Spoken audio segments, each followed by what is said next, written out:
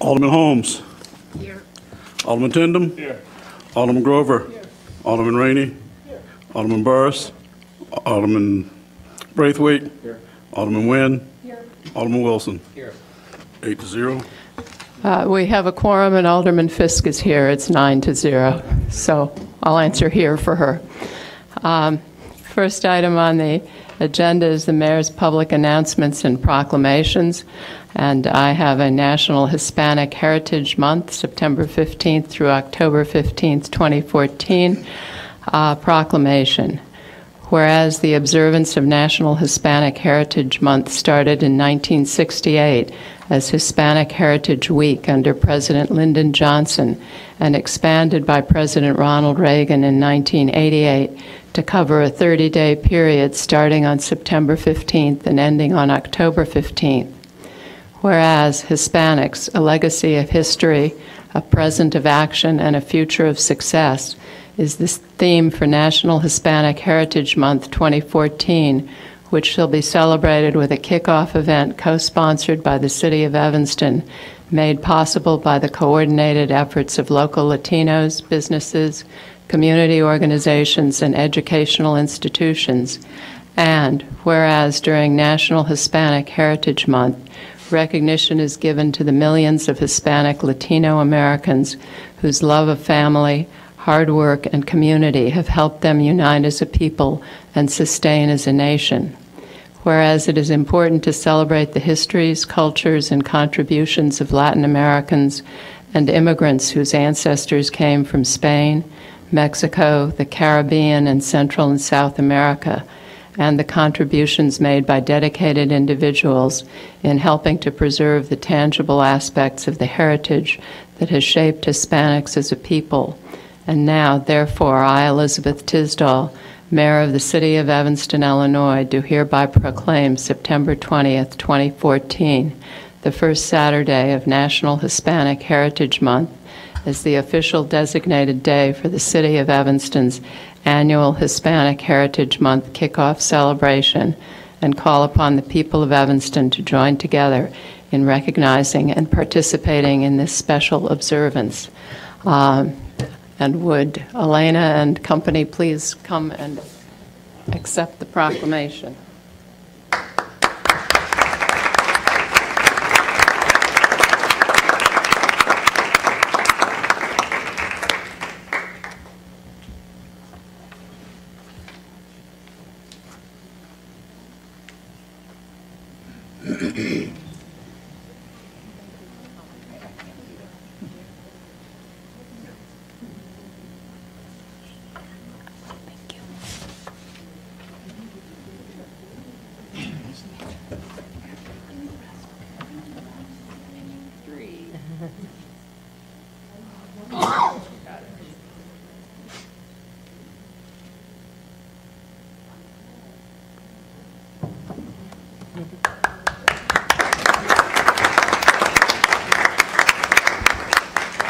Thank you, Mayor Tisdall, for the City of Evanston's commitment to celebrate Hispanic Heritage Month with a kickoff celebration on the first Saturday occurring between September 15th through October 15th.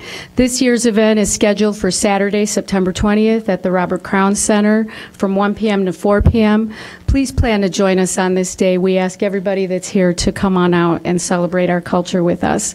Finally, I want to thank both Erica Storley and Patrick Danon for all their efforts to make this day special for the entire community, and want to let them both know that working with them is a complete joy and pleasure. Thank you all so very much. Thank you.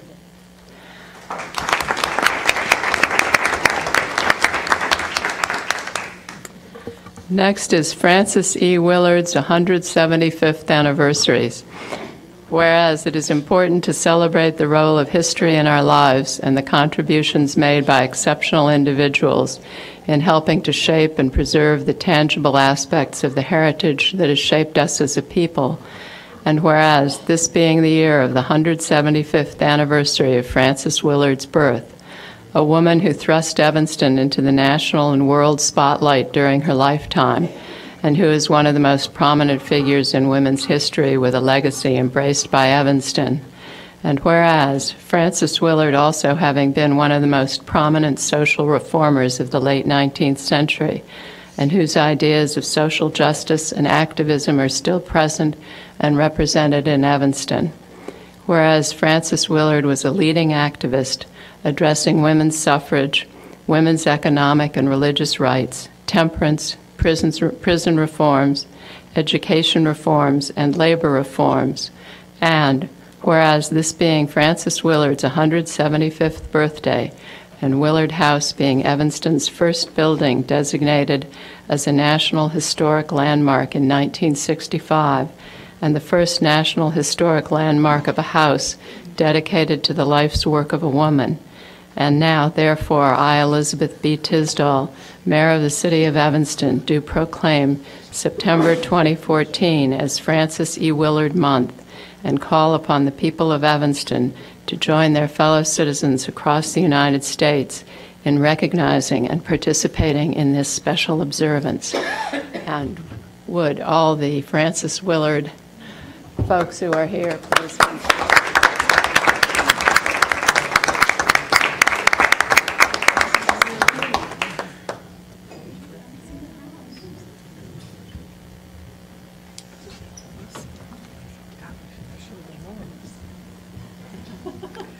Come on, Tommy. All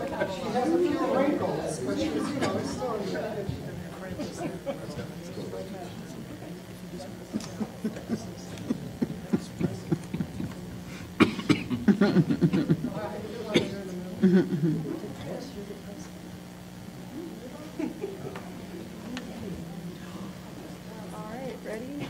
One, two.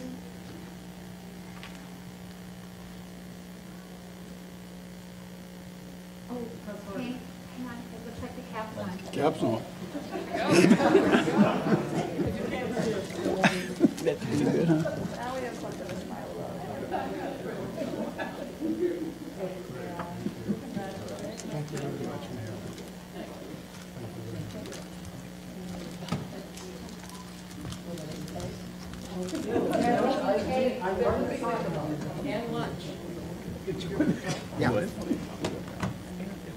Okay. See if I could do this correctly. Thank you, Mayor. I'd like to just let you know that there are two special events that we're going to have later this month that will help celebrate Frances Willard's 175th birthday. On Saturday, the 27th, we are going to be having a symposium event at the Women's Club of Evanston, which Frances was a member of. The symposium is going to have two historians, which will talk about Frances Willard's leadership style and how the Chicago Union followed Frances Willard in her quest for suffrage and other women's rights issues. And then in the afternoon, we're going to feature three people from the city here who are still working on some of these issues that Frances Willard pioneered over 100 years ago. Karen Singer from the YWCA will be talking about domestic violence. We will have Kate Mahoney from Peer Services talking about substance abuse. And we will have Portia Davis from the City of Evanston who's going to talk about economic empowerment of women and girls. On the next day, the mayor wanted to know, will there be cake? Yes, there will be cake. There will be a birthday celebration for Frances Willard, 175th birthday, at the Willard House. Before then, at 9:30, there will be a ceremony, if you will, at the First United Methodist Church, where Frances Willard and the family were members. And then from 11 to 2, the birthday party is going to be at Willard House. We'll have cake. We're going to have a band there, a number of other events, and we hope you will all join us. I'd like to make one other comment, and she left already. Where did she go? Elena was also a member of Leadership Evanston with me, so I'm really happy to see that we're involved in the City of Evanston and what we're doing here. Thank you again. Thank you.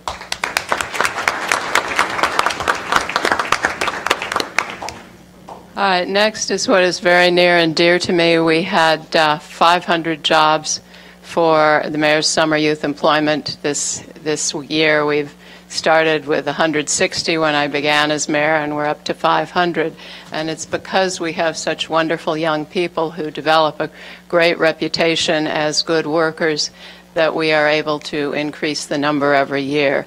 And we're lucky to have such incredibly talented and terrifically hardworking young people. So I have special awards for several of them, and so I would like to call Sharice Waite for the Outstanding Service Award.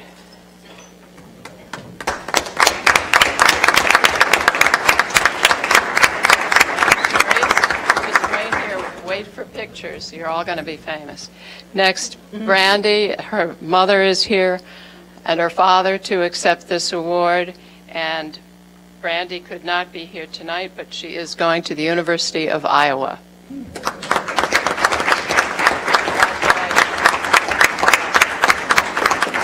Wait up there for pictures. Johanna Rodriguez Guzman. All right. Congratulations. She too gets an Outstanding Service Award. Cameron English.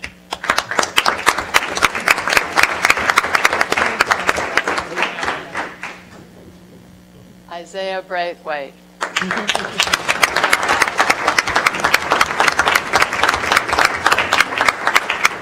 Congratulations. Tyra Poindexter. Congratulations. Congratulations. Her parents are accepting the award for her. Terrence Hooper.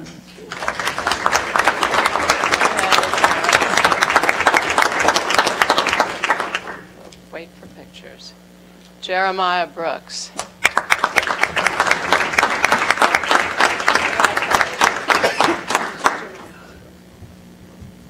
Canute McKenzie.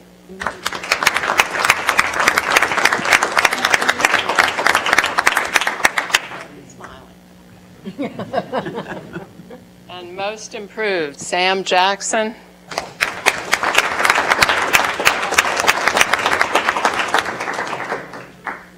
Okay, am I going to get this wrong? Jabril Eason.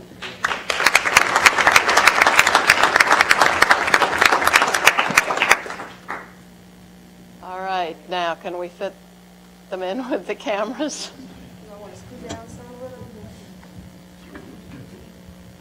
Okay. I'm going to squish it. I am very proud of all of you.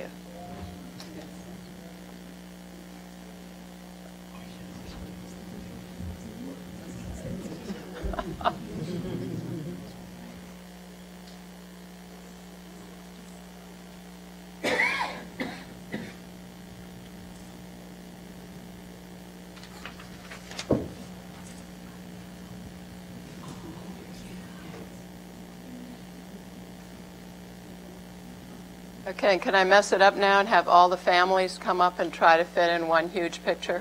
Come on, we can do this.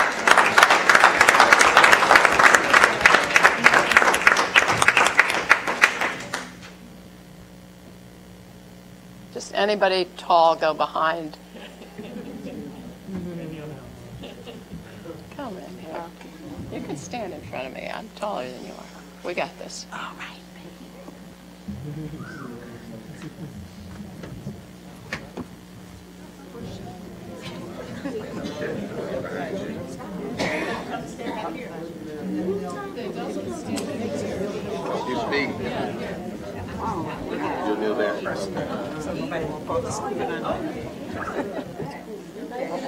Or should we can?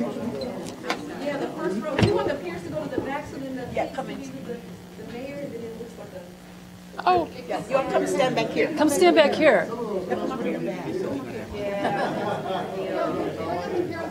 Bring the peers up here in the front. The peers can come up here. Yeah. just shoot a couple, Erica. Just shoot it.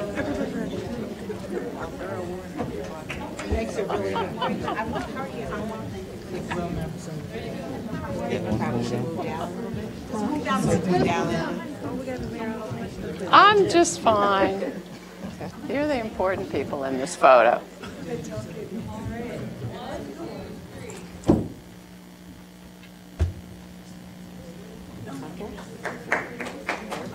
Okay, congratulations.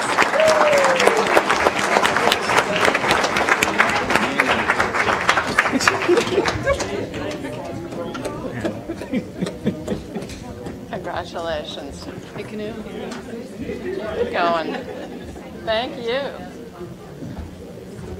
Okay.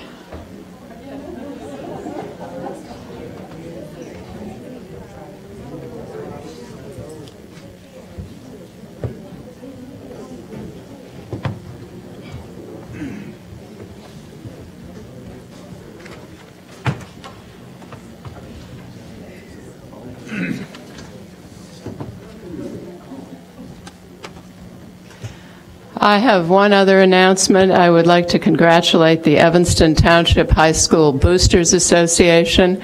I think they made $80,000 for a party given, of course, it was basically because we let them have the party in the city garage. That's why it was so successful. But my congratulations to them, and I thank them for having the party in Evanston and for doing such an incredibly wonderful job. City clerk, or city manager, acting city manager, do you have announcements? Yes, Madam Mayor, I have 3 announcements. However, Erica Storley, Deputy Manager, will be presenting each of the announcements. Erica? Hello, Madam Mayor, members of the council, Clerk Green, and Assistant City Manager Lyons. I am Erica Storley, the Deputy City Manager. I have 3 announcements this evening. The first of which is that this week is Kits and Cats and Kids Week, historically Paint Evanston purple. Thursday evening, there will be a block party on Sherman Avenue between Church and Davis. It's a free event. Everyone is welcome to attend. There will be activities for very young to anybody. It's, free hot dogs to the first 200 people, good partnership event with Northwestern University and both high schools, and we worked with PTAs and nonprofit organizations to try to bring the whole community together for this event. So again, Thursday night between 5 p.m. and 7:45 on Church Street between Sherman and Davis. So please join us for that fun event. The second is an update on the lakefront path along Northwestern University. We just wanted to clarify when portions of the path will be opening. There's some community interest in when these will be open for bicycling and walking and things like that. So I have an update on that. Over here, there's a map of, this is taken from Northwestern's website. A lot of their campus is currently under construction, as you can tell by all of the red dots. But this section up here is open along the green, and then here along the red is where it's closed. This is the new visitor center where you would enter off of Sheridan. This section right here is going to open in a few weeks, so you will be able to get to the sailing center via the path starting October 1st. The remainder of the path, this section right here, is under construction right now for the Music and Communication Building. This section will open in spring of 2015, and then the entirety of the path will be open to the public at that time. So that's all I have on the lakefront path. The last thing, Alderman Grover has a question. Thank you, Madam Mayor, and thank you, Deputy City Manager Storley. I've spoken with the university about this, and the portion that's remaining to open in spring 2015 will be a really nice segment of the lakefront path. When it does open at that bend, it will have lighting, new landscaping in front of the music school, and it will be a wider portion of the path that will really feel like a promenade. So they're shoring up. You won't see the metal sheeting, the lake wall sheeting. There will be a concrete cap on the top of it, and it should be really quite nice and usable for all types of folks. And there are construction cams. If you go on the university's website, there are construction cams positioned so that you can watch the construction of the music school unfold. It's a live cam. I don't have a citation for you or a link for you, but it's really kind of interesting to see how these projects happen. Thank you. absolutely. I did have one other thing to mention. The new construction for the Kellogg building is going to interrupt some portions of the path in the interior of campus, but will not affect the lakefront path. Lastly, we compiled some data and put it together in a video for you of what we like to call what we did this summer. This is just every area of the city coming together, putting all this data together so that you guys could get a great idea of all the things that were accomplished from June 1st through the end of August. So I'm just going to go ahead and let this play. It's about 5 or 6 minutes, and then I'll take questions if you have any. Thank you.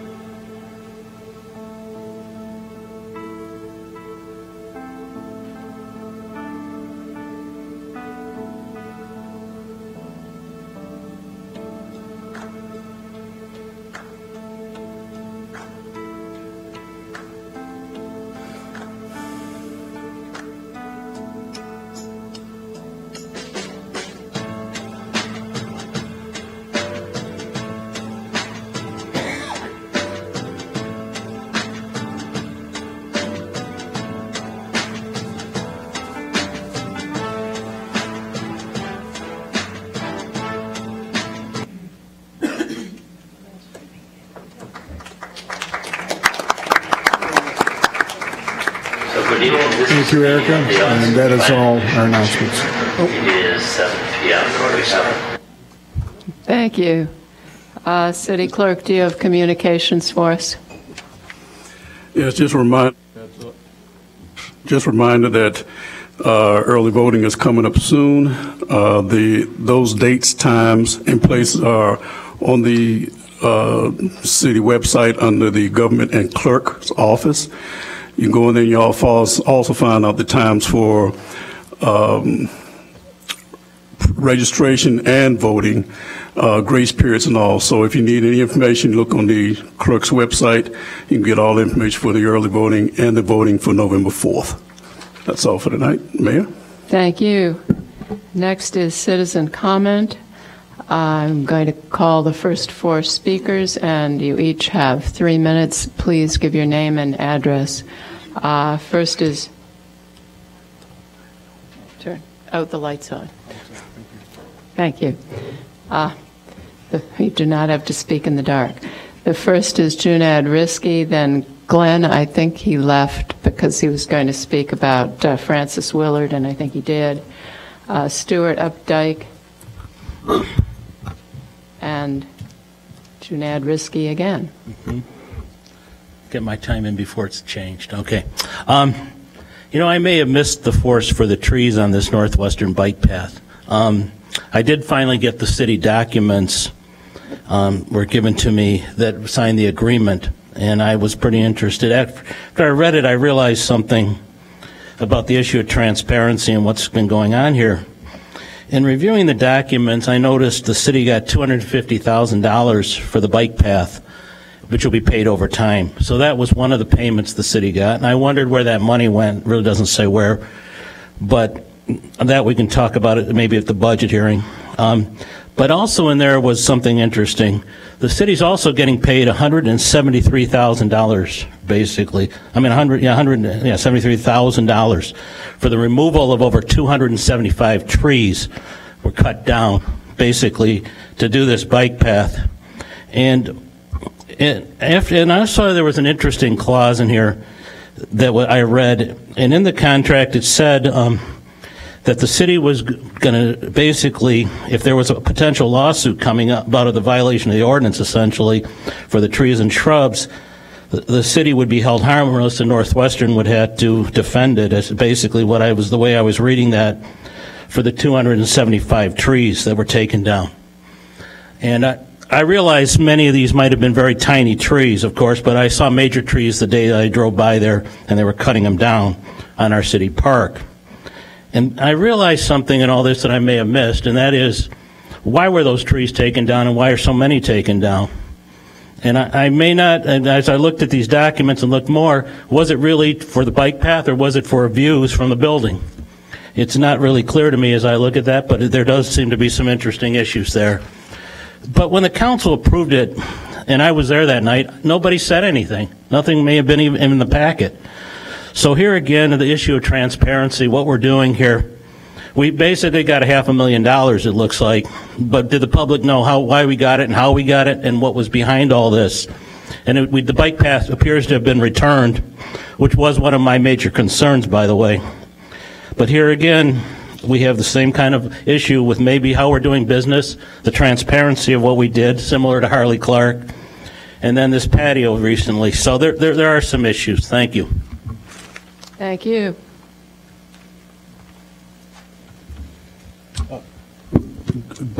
Good evening to you all. My name is Stuart Updike. I live at 1327 Hinman in Evanston, and I'd like to say a few words tonight about Harley Clark. If the council is inclined to cut a deal with the Department of Natural Resources, I suggest that it be in the form of a lease and not a sale. I can see a 30-year lease, 25 or 30-year lease. It'll give the city an opportunity to see whether or not the anticipated benefits materialize. And it would also give the state of Illinois an opportunity to recapture what I think will be a substantial front-end capital commitment. And that could be accomplished through a schedule of perhaps rent abatement.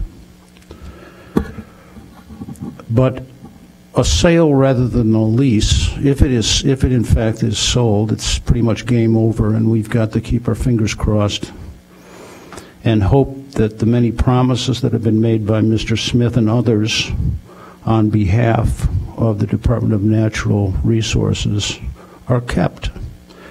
The Department of Natural Resources is an excellent department. They do good work. But the state of Illinois, on the other hand, has a pretty spotty record when it comes to property management and finance, the most recent example of which I think is the Thompson Center in Chicago, which, in the opinion of persons in a position to know, have suggested that it is in a state of rather advanced decline. If negotiations fall through the Department of Revenue, so be it. Perhaps that would be a good time to revisit some form of the Pritzker proposal. Perhaps a 75 or 100-year lease would be acceptable to all parties. Thank you. Oh, and by the way, I want to thank you all for your service to this community as a citizen. I appreciate it very much. Thank you. Mr. Riske, DeKalb Fonda, and Jacqueline Carson.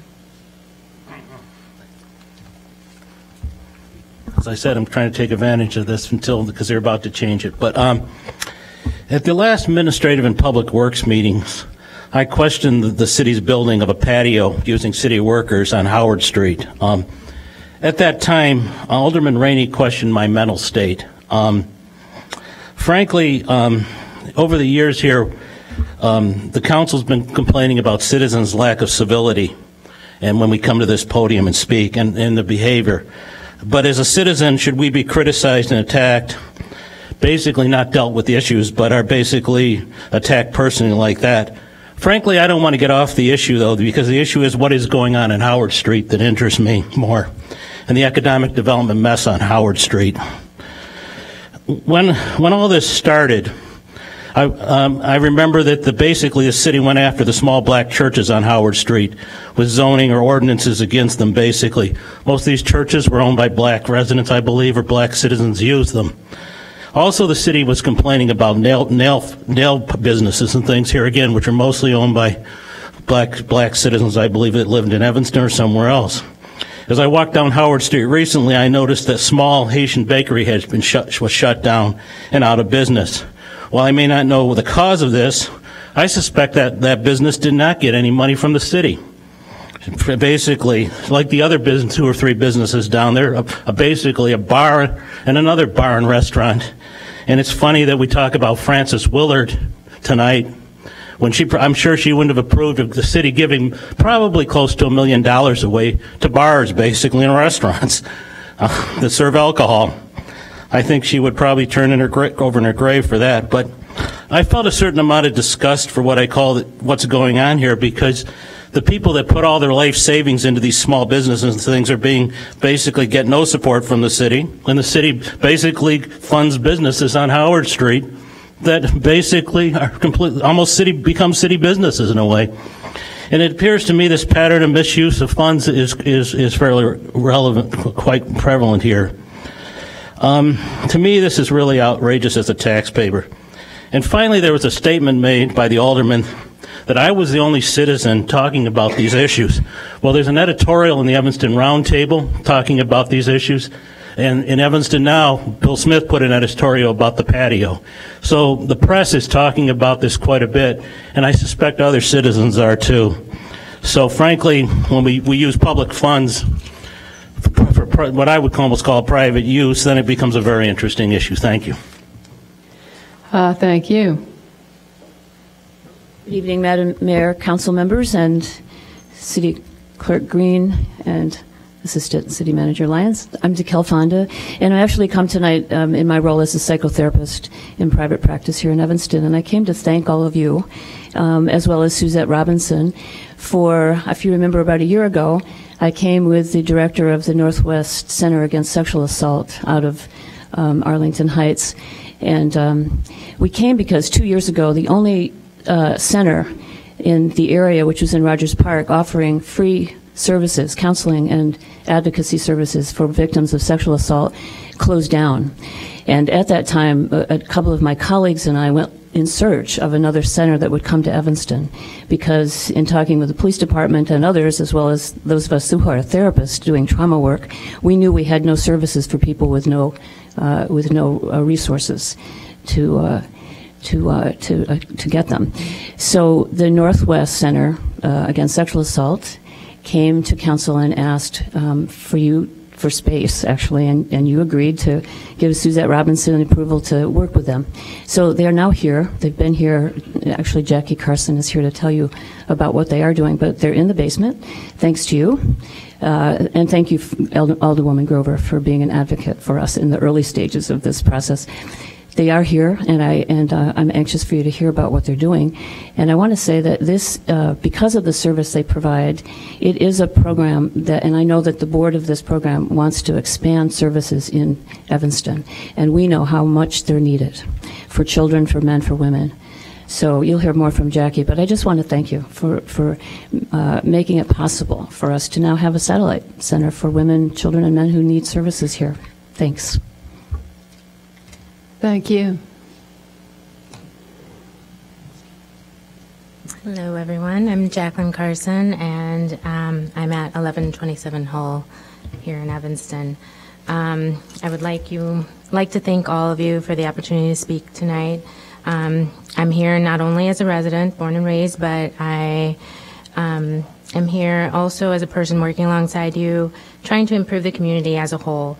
I work for Northwest Center Against Sexual Assault, and we are very grateful to you for the opportunity to provide us with the space here at the Civic Center.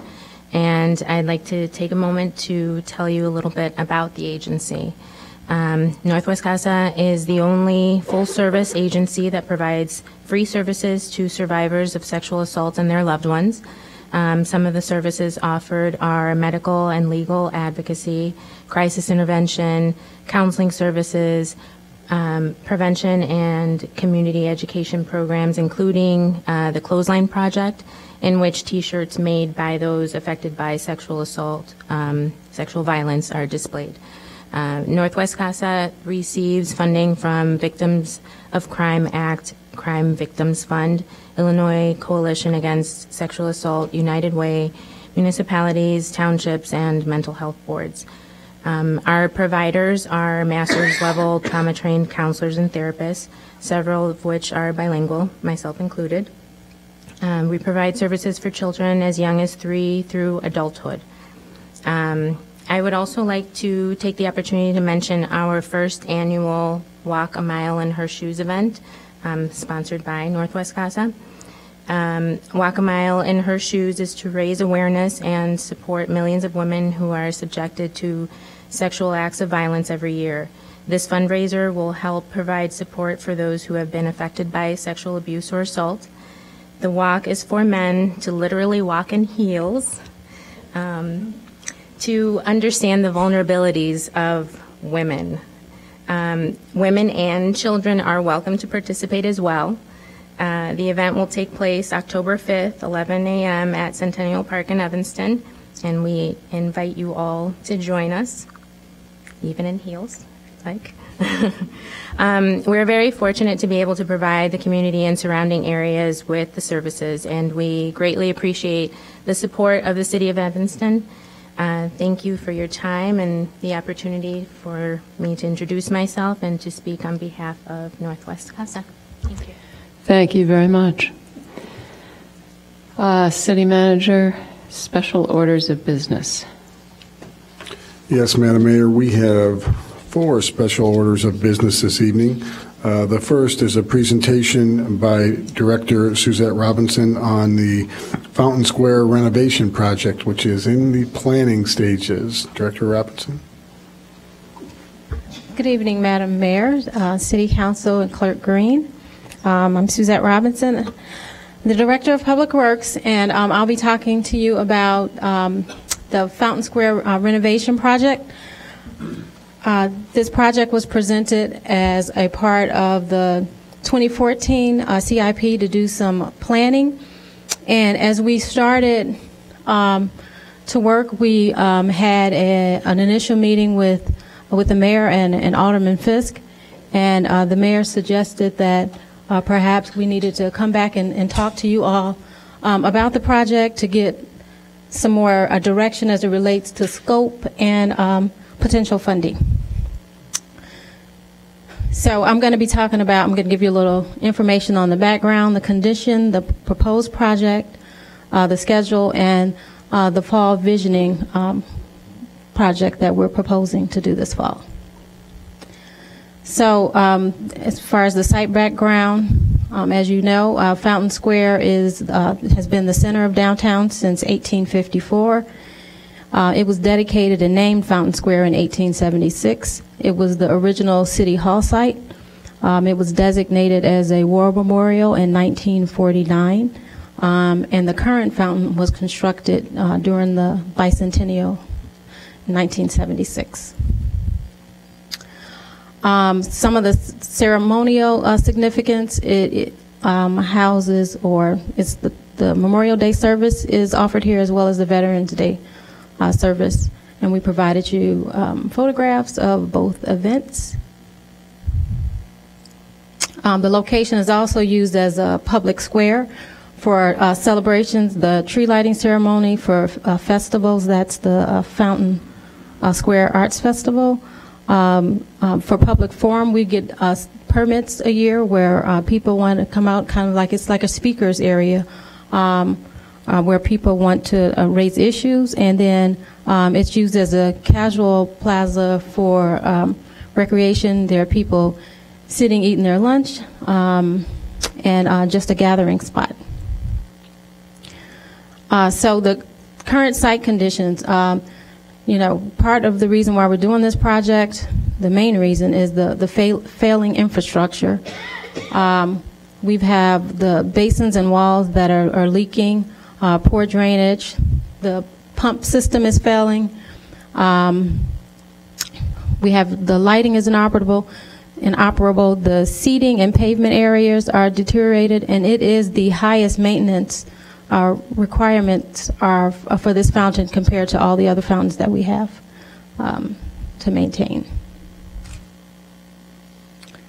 The other reason why we are looking at redoing this area has to do with usability and the configuration.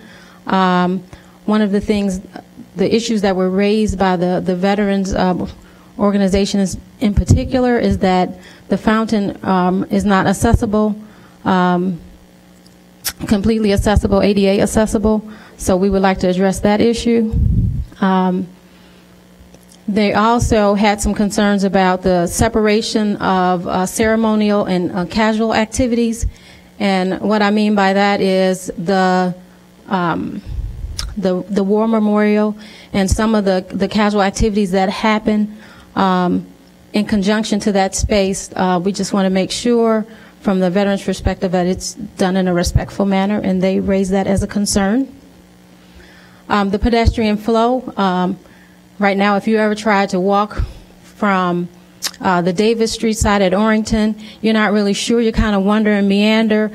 We have pedestrians that also try to skirt outside where there are no crossings and signals. So we want to raise that issue. Then there's the issue of aesthetics, lighting, restricted capacity also was raised as it relates to events that happen in the area. For the Memorial Day service not having enough seating, and the holiday service as well, there have been issues with not having enough space to be able to accommodate. And the other condition that we're talking about is uncomfortable, and the uncomfortableness comes from the location. It is, I call it, it's almost like a drive-by fountain location because of where it's located and the traffic that moves all around it, the vehicle traffic, is very difficult to access as a pedestrian. So that was the best adjective we could come up with in terms of how to describe that condition, was uncomfortable. So the proposed project, the project limits are actually Sherman Avenue, Church to Davis. What we need to do in that area is to improve the fountain and also the streetscape area and the roadway between Church and Davis Street. Our goals are to improve the user's experience, reduce automobile dominance, and that has to do with the uncomfortable space in terms of the location, separate the ceremonial and casual activities, create a flexible environment suitable for year-round use. And what I didn't mention, and should have been the first project goal, is that also is to improve the actual infrastructure. So our funding, in the current CIP, we have $300,000 for design, and that's in the Washington National TIF, so that's not spelled out, but that's the TIF that was dedicated for those funds. We have $20,000 or a contract not to exceed $20,000 to conduct the visioning this year. And then the construction budget utilizing Washington National TIF will be $2.3 million. Stephanie Levine will serve as a project manager, and the contract that we have for the fall 2014 visioning, which we would like to kick off as soon as we get approval to move forward, and that is Tesca and Associates.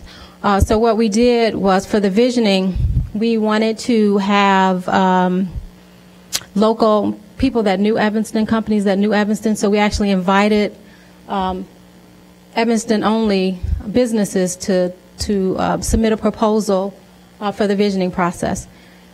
And we actually met at Fountain Square and had a mandatory meeting, and they were the successful submitter of the RFP that we had requested for the visioning. So we, after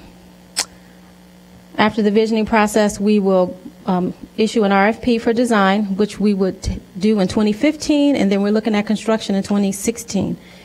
And I believe that the Washington National TIF closes in 2017? Thank you. 2018. 2018, thank you. So we wanted to make sure that we were able to get the project done. Excuse me, Alderman Holmes has a question. Director Robinson, I'm back on the visioning. You said in your outline it says $300,000 for visioning and design. For design. And okay. Yes. Because you said $20,000 for the fall. So then the design is going to be $280,000. Yes. Yes, for a $2.3 million project. Yes.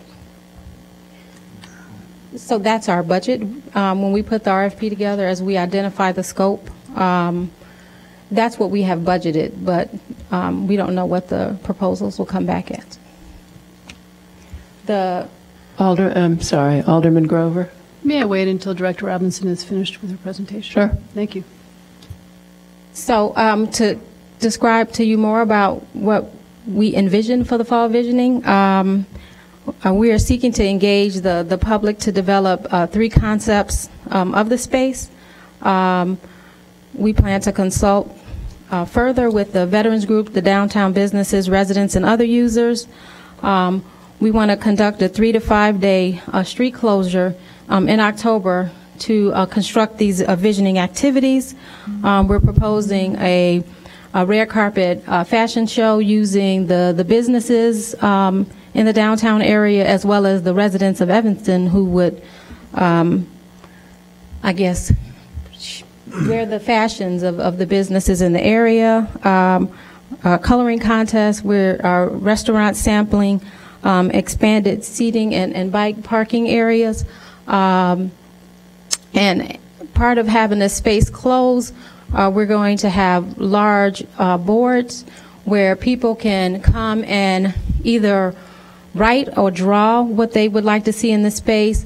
They can also attach pictures, whether it's magazine clippings, photographs from their travels, to say it would be nice to have this type of activity in those spaces.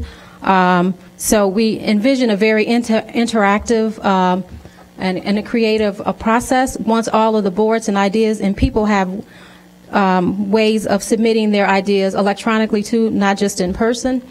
And so the consultant TESCA will actually take all of the information and feedback, and then they are going to take those and develop concepts. And I believe, is she here? Oh, sorry. Jody from TESCA is here as well. And so I think that's all that I have as it relates to that. Be happy to answer any questions that you may have. Alderman Grover, then Alderman Nguyen. Thank you, Madam Mayor, and thank you, Director Robinson. It's not hard for me to see how we get to reworking Fountain Square. We have a fountain that doesn't work well for us, that's high maintenance costs, that needs to be repaired and is outdated. So the question is, do you repair it or do you replace it? The answer is you replace it after all these years. How old's the fountain? 1976, thank you. And so if you're replacing the fountain, like we do with all of our projects, including road projects, you try to imagine not only how we use it now, but how do we want this space to be used, and how are we going to improve it for the long term, which leads us to the visioning process and a redesign, not just of the fountain, but of Fountain Square altogether.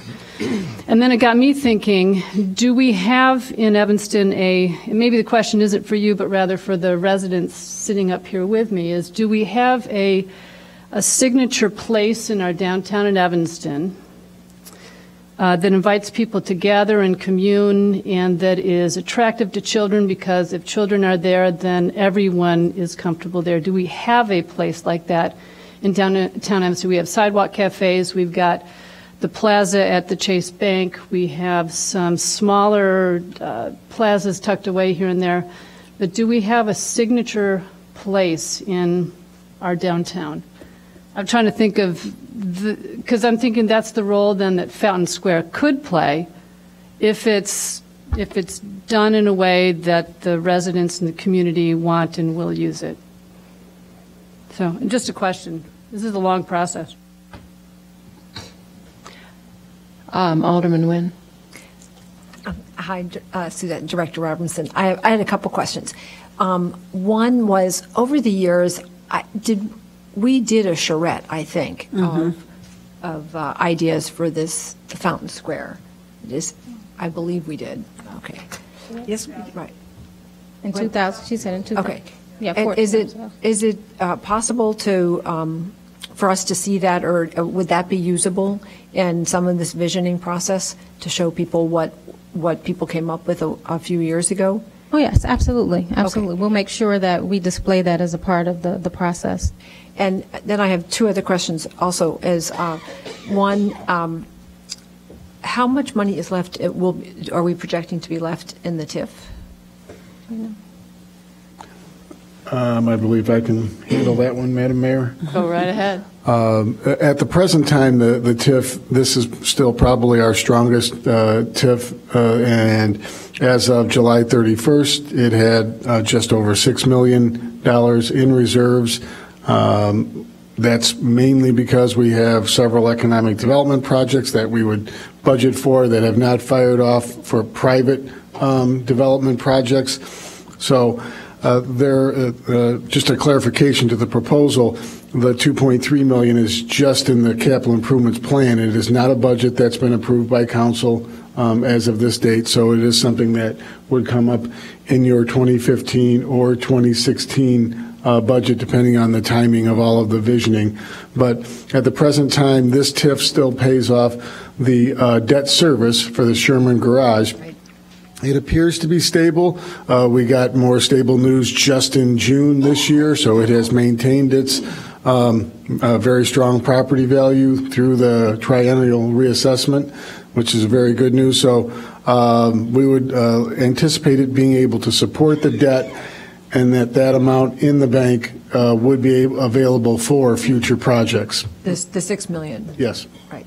And so what do we already have on the list for the potential to be finished up before the TIF is done? Because when we closed the Downtown 2 TIF, we, as the closing date of that approached, we made sure that we did a lot of infrastructure projects in that TIF district.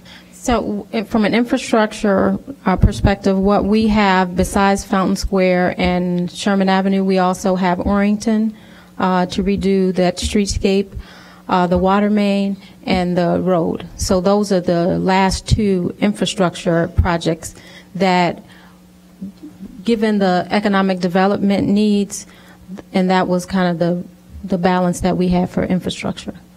And do we have estimates on how much that will be? The Orrington resurfacing project is about $600,000. That's without the streetscape, which would be another $250,000. So that's about $850 plus the 2.3 and the $300,000. So those are for the design. So 2.6 plus 800. So 3.4 is about infrastructure. Don't we have a water main? Wait, the 600, the $800,000 covers the water main and the resurfacing on Orrington. Of Orrington. And then the 2.3 for Fountain Square also includes Sherman Avenue streetscape? Yes, and the roadway and resurfacing the road. Okay. And then my other question is, and how do we come up with this estimate? How did we figure that out?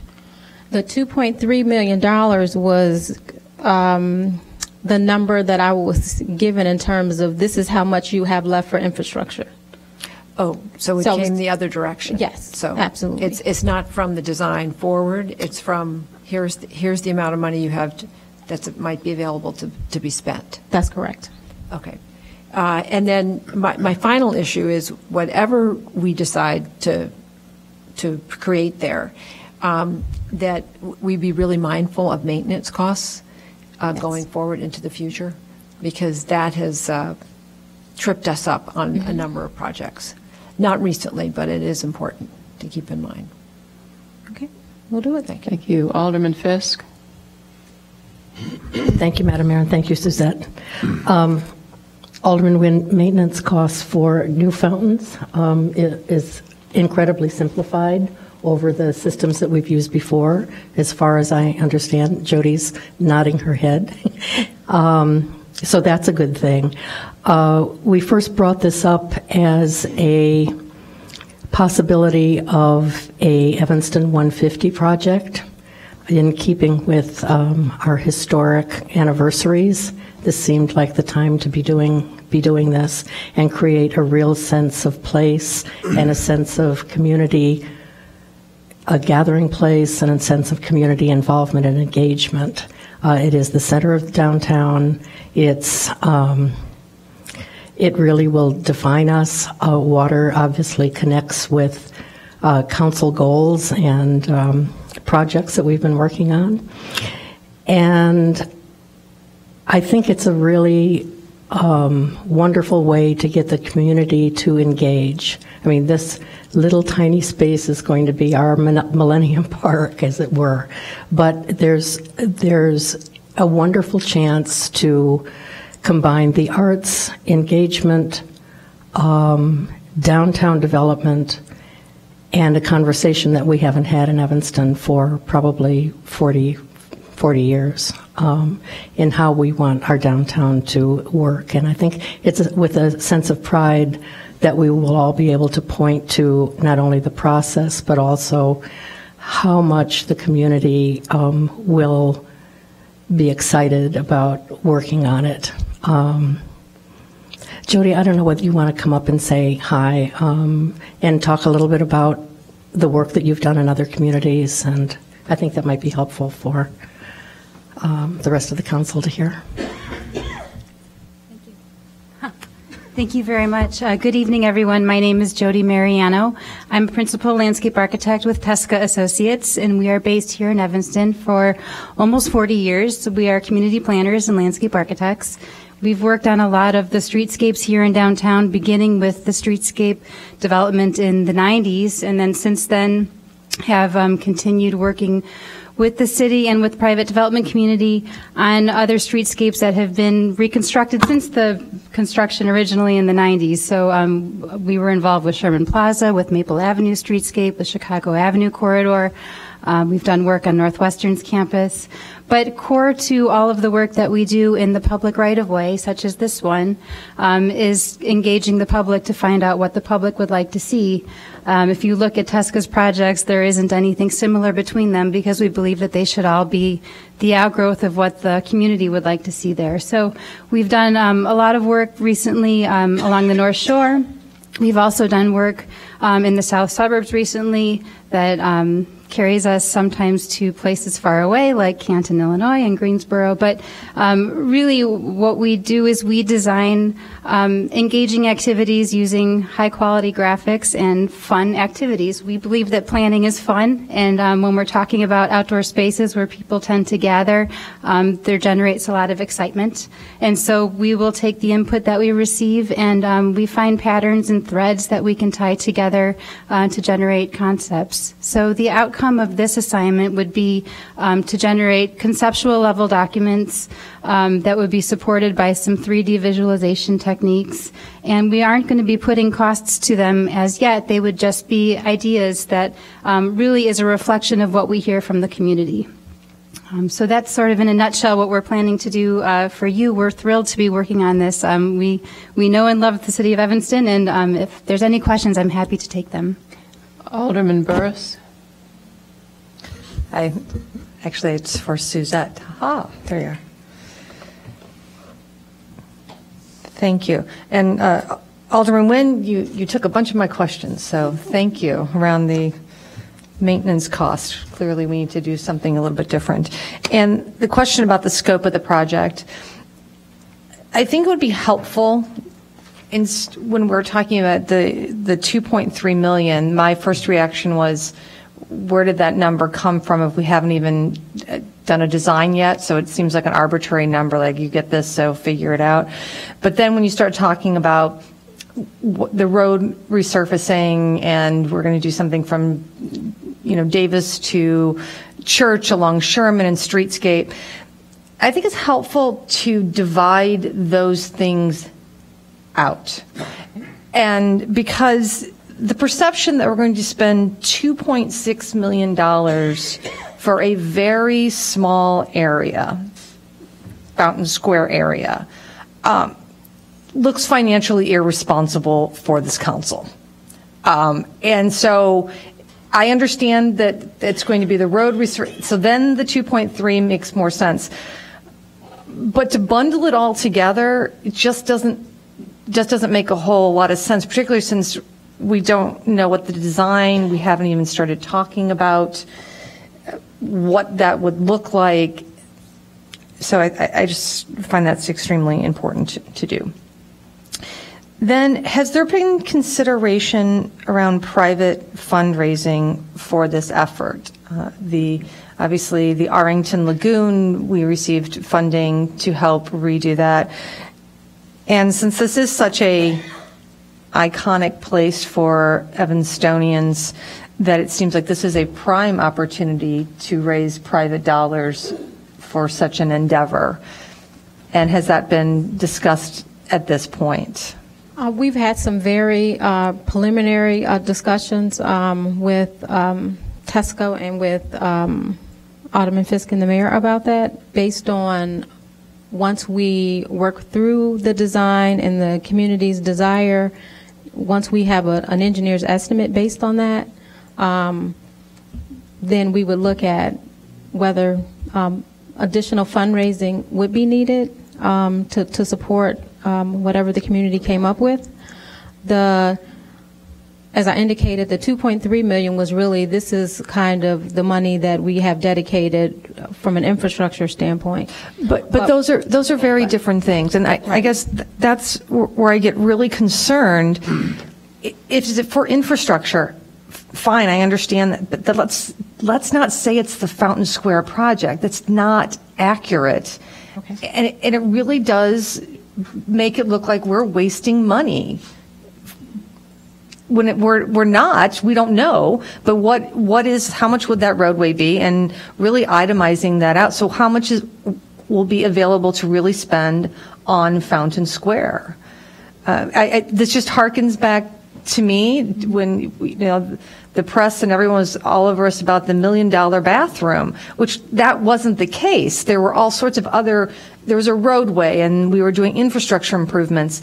It's how transparent we are and what are we really doing that's not just one piece. So it's good to be proactive in that regard.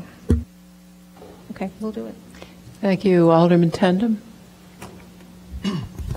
Thank you. Thank you, Suzette, for the presentation. I'm wondering if when you open this up to a creative sort of brainstorming activities that are going to inspire enthusiasm and options for the plaza, I mean, what will the parameters be? Are we, I guess one question is, are what people trying to envision is a redesign of the actual current footprint? Or are we also going to consider the way traffic has been a problem there, the way pedestrian access is a problem? To me, I guess it's good that we're considering the whole area, including the Orrington Street. But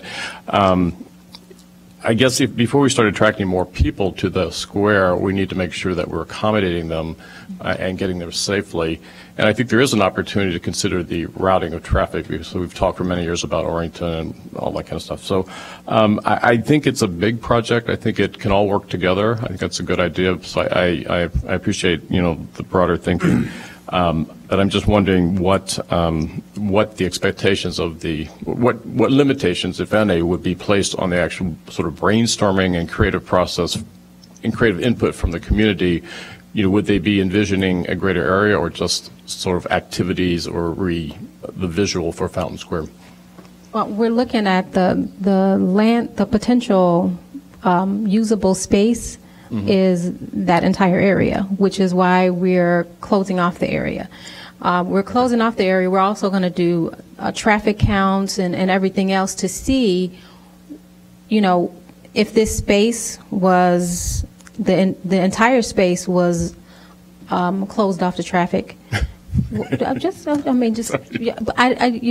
don't know. So when you asked me about the limitations, I know, think no limitations at this point. It's right. open. It's yes. I'm trying to keep it as open as possible, which is why we're trying to use the entire space, and we also recognize that in doing that, we'd have to make some adjustments to traffic on Orrington in terms of at least temporarily making that two-way.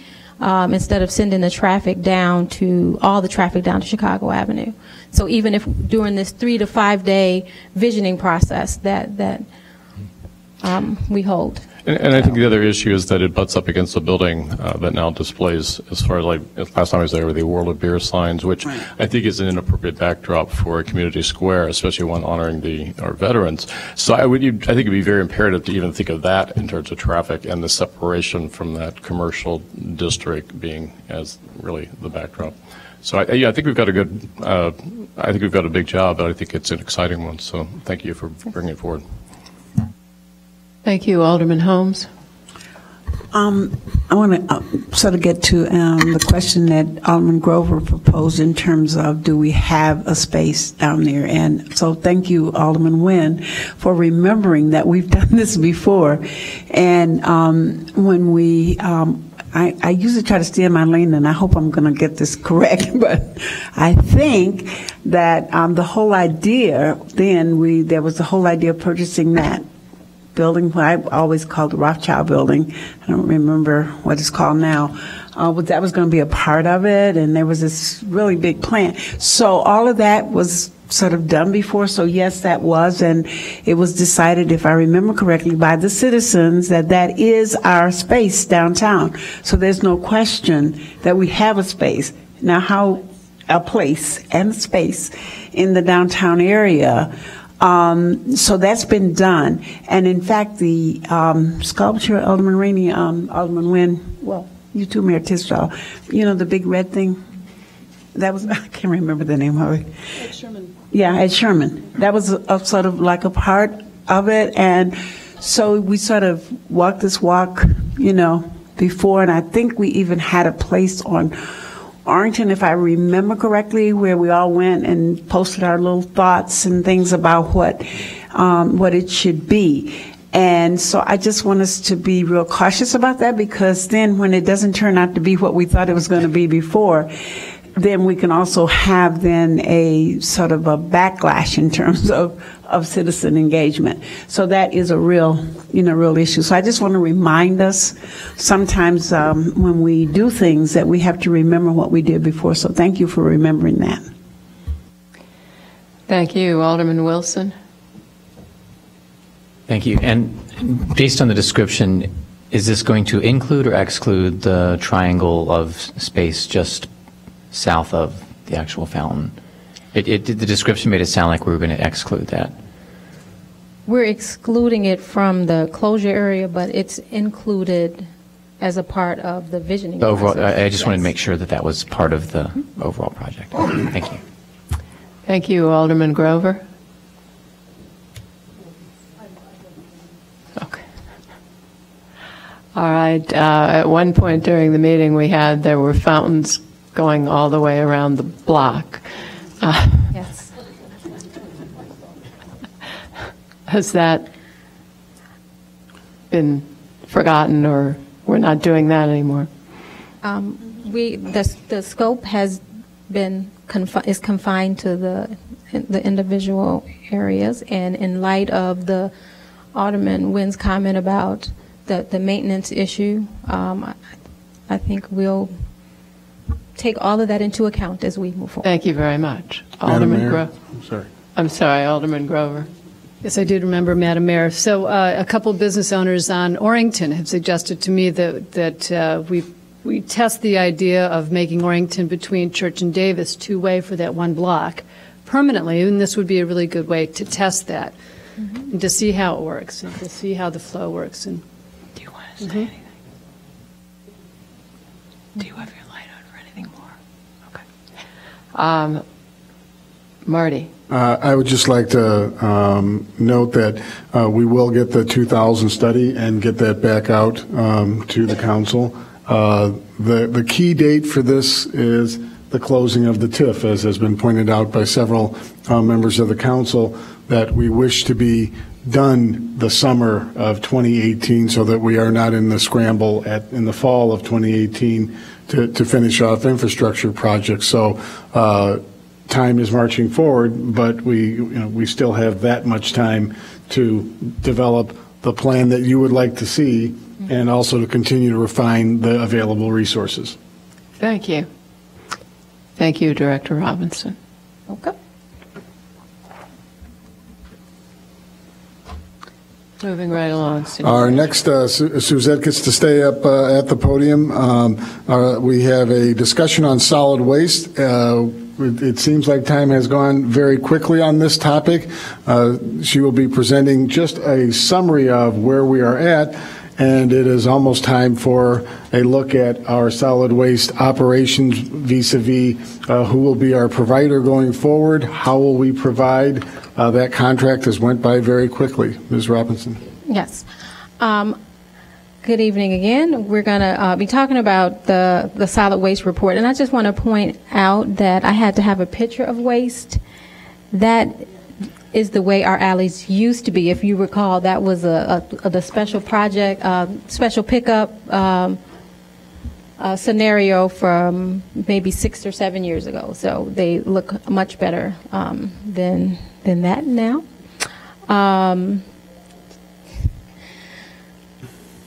So I'm going to give a little background on where we stand with solid waste, talk a little bit about how the solid waste fund is doing, how we're doing with regards to diversion. I want to recommend that we establish a diversion goal as a part of the RFP process. And then I want to talk a little bit about some solid waste opportunities. And the reason why the timing for this, as Assistant City Manager Lyons indicated, that the timing for this is good for right now to have this discussion. We're going to be pulling together the RFP later this fall with the hopes of putting it out in early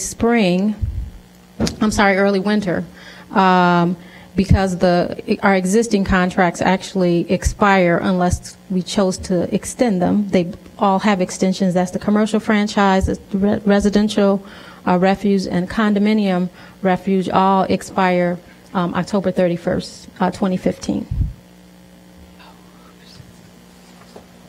So just for background to refresh everybody's memory in terms of service providers, for residential refuse, Groot is the provider, and they also collect the residential yard waste, and the residential recycling is collected in-house by city crews. For our condominium program, that refuge is collected by Lake Shore. The recycling is the city, and yard waste is Groot. And for our commercial franchise, that would be all Groot for refuse and recycling, and they do not provide collection for commercial yard waste. So how the solid waste fund is doing, we looked at 2012, 13, and where we think we'll end up for 2014. And we're headed in the right direction, but we're still operating in the red. And some of that has to do with, if you take a look at our refuse collection and disposal, we'll be at $3 million at the end of this year. Yard waste collection is at 662. And our recycling is at 1.1 million. Alderman Rainey has a question. Yes. Suzette, the recycling collection, and I'm looking under the solid waste fund, our revenues are far beneath our expenditures. And the recycling is done by the city, correct? That's correct. What can we do? Other than, keep charging people more and more. Is there a way we could do some efficiencies? Have you thought about talking to the private market again? The revenue for the recycling collection and the revenue that's identified under the refuse collection and disposal, that's the sanitation, that $4.6 million is a sanitation service charge, and that is designed to cover, if you remember, that. That's it, yeah. But that was originally the recycling. That's the fee that we were collecting for just recycling. So it happens to show up in the yard waste in a refuge as revenue, but it's supposed to cover and offset the cost of all three areas within the fund. That I understand. Yeah, of course, we've fought over that.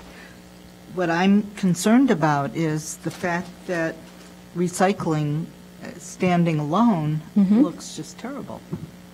And, have we looked at different ways to do this? Have we looked at maybe not doing pickup every week for recycling? Well, I think that we definitely, in the weekly collection, we have several residents that are filling their bins on a weekly basis. What is more of a concern is that we have had an increase in the refuge side. So the contract numbers are very high as it relates to the expenses for refuse, as well as there's been an increase in the yard waste collection, whereas the in-house recycling expenses have actually gone down. So although we are split up within 3 business units, you have to look at the actual operation of each, and given the scenario, the city operation is actually the most efficient operation. Well, in terms the of fact is, no matter how you phrase it, costs us $1 million more to do recycling than we collect. So that's that. I'm just looking at that very narrow scope. Now, I'm not looking at the big picture. I'm just thinking, how can we make that more efficient? How can we maybe reduce the waste stream? What's going on? Right. Are we getting any revenue? Are we making any money on recycling, or is it just zero? The revenue that you see up top is actually the recycling incentive dollars that we get. So that's the 181. And what are the materials that are generating money?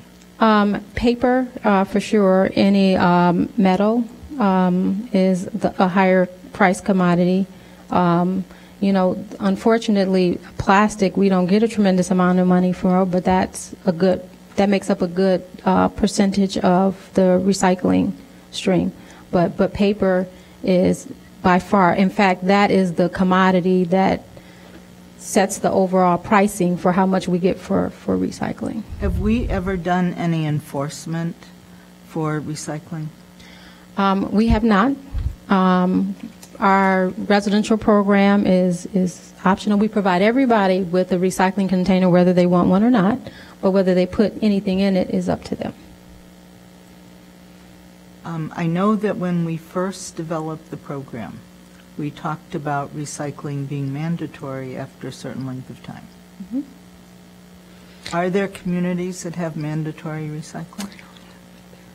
Yes, and they charge a fee. The enforcement comes in the way of, it's kind of a pay-as-you-throw program, meaning that they pay more for garbage. So the penalty actually happens on the garbage side. So if you have to reduce to a certain degree, and then basically the sanitation service charge would go down or up depending on how much garbage you generated.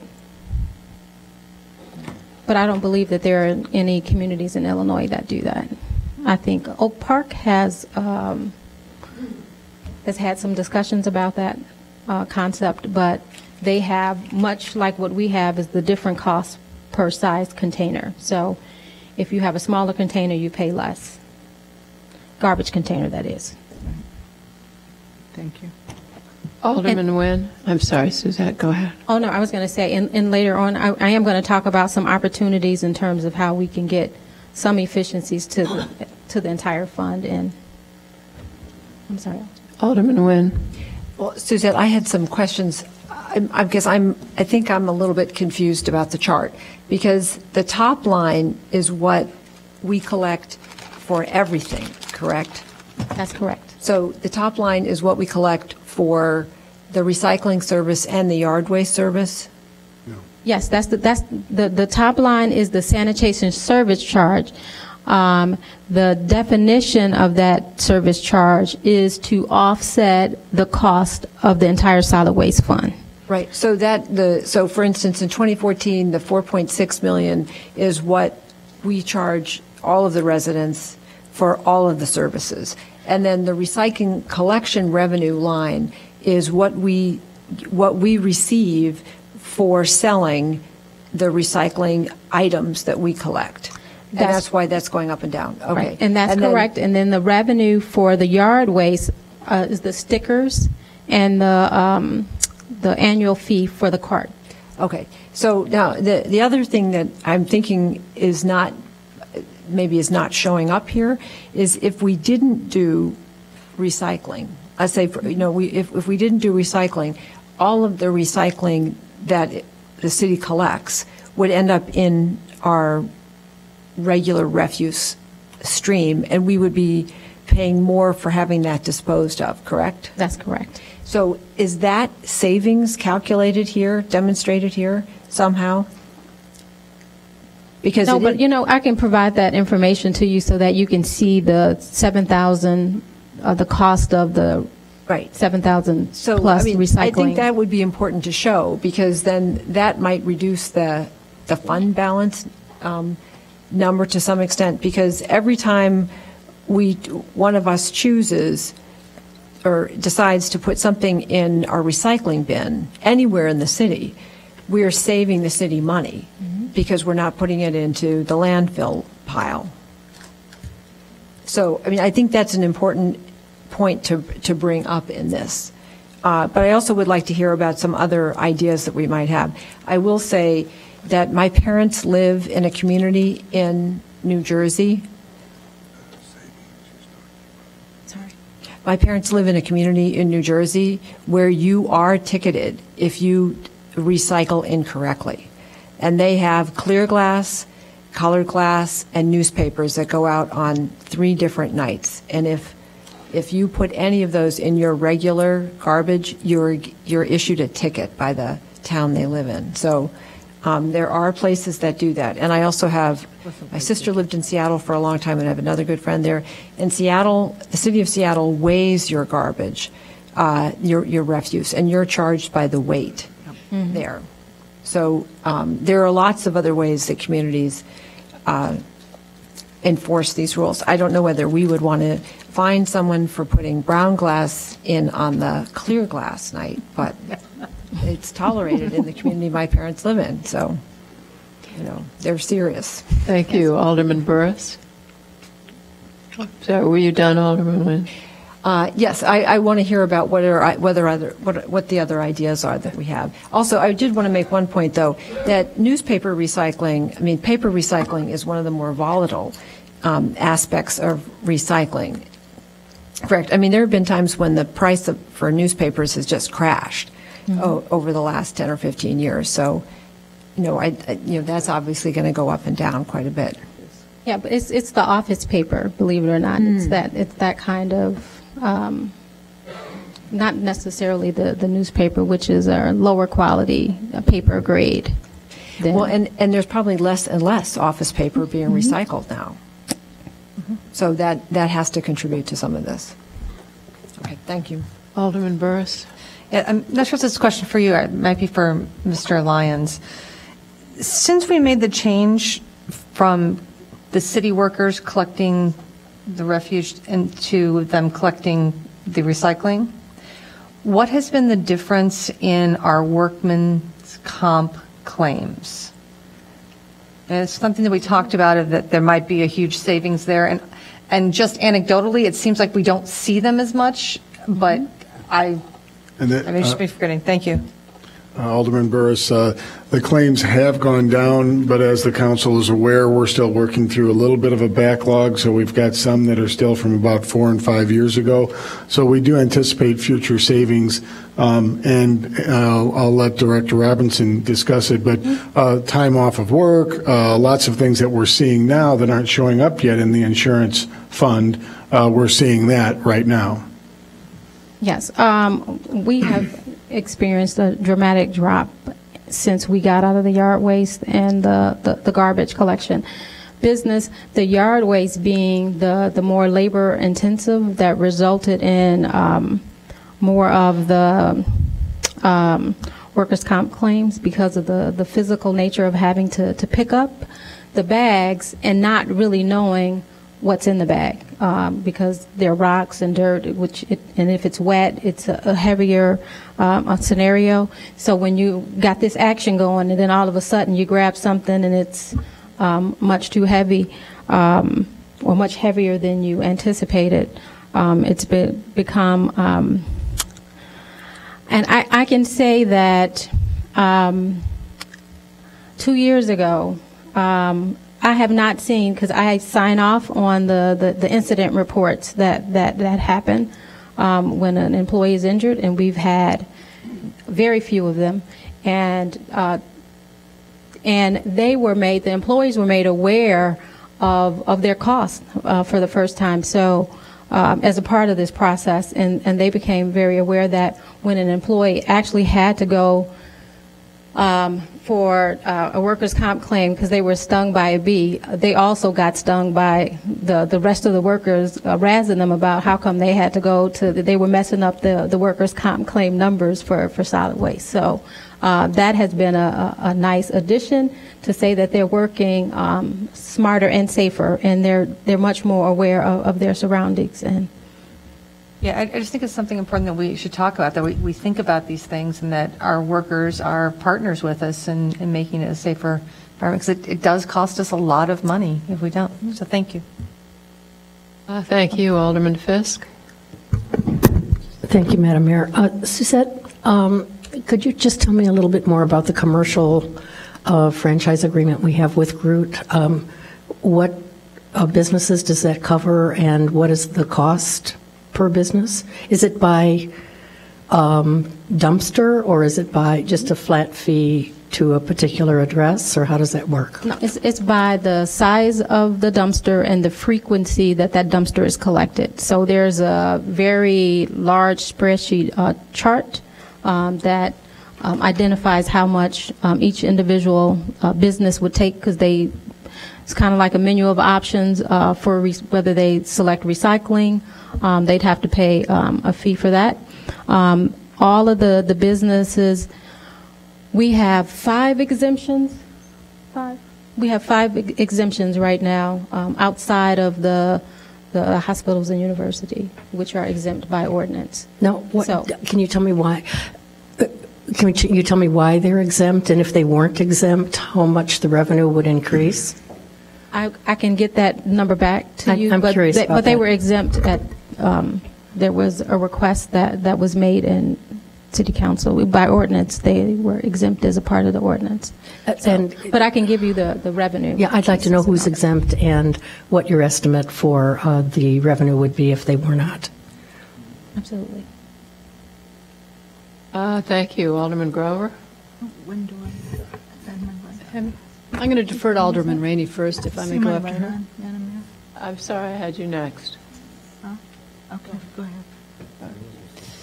ahead. Thank you, Director Robinson. Just to clarify, you can produce for us the number of tons of recycling that we generate every year and how much it would cost to send that tonnage to landfill? Yes. All right, great, thank you. Alderman Rainey.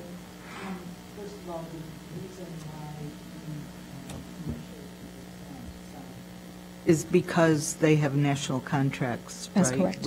With solid waste carrier. I was wondering if you could just explain for me a bit about the solid waste diversion chart. Okay.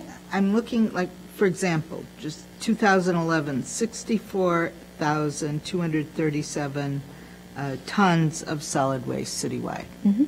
And then the total diversion rate is 31.7 and 7. I don't know. Does the commercial diversion go into that? Is that? No, that's a separate. All right.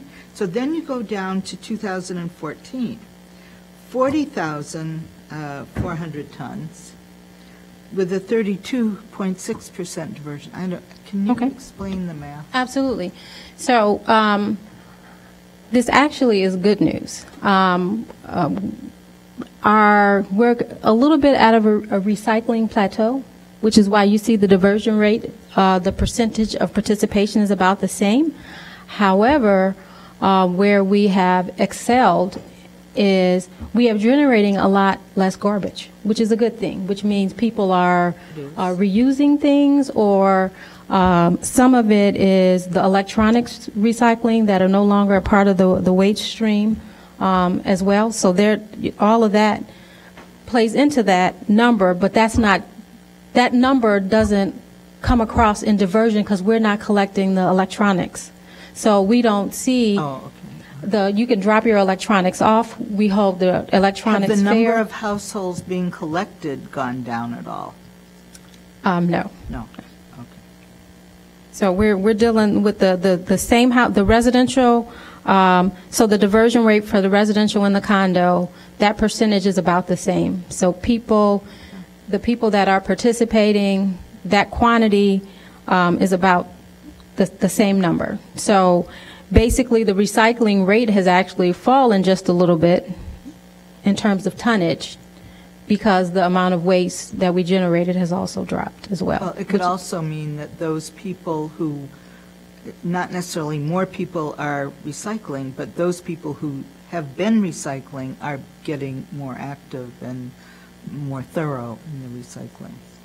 Yes, and again, that, they're pulling, there's books, recycling bins, there are shoes and clothing, so all of that goes right. We don't track those numbers, but that is removed from our waste stream, is removed from our waste generation, which is a good thing. No, and so are the junkers in the alley. I mean, yes. It's a good thing. Oh, absolutely. What progress are we making in collection of plastic bags? The grocery store, the Jewel. We don't track those numbers other than. But we were going to talk to people about accepting the plastic bags for recycling. I'd have to get, Catherine was working on that, and so I think that's I will really follow up important. with her. That's just so important. Thank you. And so, so what we have here is the first column is the amount of garbage overall that and recycling that's generated by the community, and then the diversion rate. The first rate is residential and condo. The commercial diversion rate is very low because we don't have a tremendous amount of participation, because the commercial, and that includes multifamily units, they receive one 95-gallon container, which for a 5-unit apartment building is inadequate for collection. So so they would have to pay to recycle more. So I'm going to talk a little bit more about how we can improve that number. And then we have the citywide diversion rate, which is a combination of what we're doing for the average between the residential and the commercial included. And then we have a citywide yard waste diversion rate, which is the yard waste, again, that's generated mostly from our residential and condo program. So based on those numbers, we would like to establish some solid waste diversion goals to be achieved by 2020. We would like to have a residential diversion goal of 45%, the commercial multifamily diversion goal of 30%, resulting in increasing the overall city diversion from 20% to 37.5%. And we think that is very achievable for us to do. And here's some of the opportunities we think that will help us reach a larger diversion rate. And part of that diversion rate reduces the amount of garbage that we're generating, and that is the most expensive commodity in our whole solid waste program, is the disposal, the collection and disposal of garbage. So if we can, anything that we can do to reduce that number, it's not only is an environmental benefit, but it's also a financial benefit to the city. So we want to explore more proactively food scrap composting recycling programs. There have been some cities that have been successful on the commercial end, but we want to look at commercial and the residential opportunity for that. We also want to look at expanding clothing and shoe recycling from either by having multiple events per year where people could do that in a drop-off, similar to what we have with our recycling fair, so that we're not trying to increase the number of boxes, but we were trying to give people more opportunity to bring both of those items so that the city could collect them. And then we want to look at expanding the city's recycling collection, the multifamily area. We, Kumar Jensen, who is the Sustainable Fellow, this is one of his primary duties is to do that. We've done a pilot program where we went to multifamily dwellings and looked at sometimes the no that you get has to do with space, and it has to do with access. So we actually have been going in buildings, talking to people, providing them with containers so that, and getting the maintenance staff to be involved in moving the recycling down to the bins, because the trash is very handily in the chute, but if you have to recycle, oftentimes you have to either walk downstairs, go outside. So we want to make recycling a little more accessible and convenient, along with the education component. Alderman Rainey. Suzette, when we close the drop-off recycling at the recycling center, I received several complaints from residents of apartment buildings because they were very avid recyclers, and then Alderman Fisk. Suzette, what's the reason that we can't have a electronics recycling on a more regular basis? I mean, why can't we have a drop box at the Civic Center? Is there a reason? It has most to do with the monitoring aspect. I mean, and we have smaller electronics that are accepted at the Levy Center. Again, but they have a very limited, bringing a TV, for example, to the Civic Center. A lot of times the recyclers want things in the best possible condition, so they actually prefer you not to put it in the alley. Swank, you could drop it off at Swank on Saturdays for free. You have to drive to Swank to be able to drop it off, and a lot of people do that. And then our recycling events. The amount of, even when we have a recycling fair, the amount of, I don't want to call it inappropriate, the amount of the incorrect items that are dropped off that are left for us to pick up and turn into garbage, that's with us monitoring. We're actually, but you can't watch everybody all the time.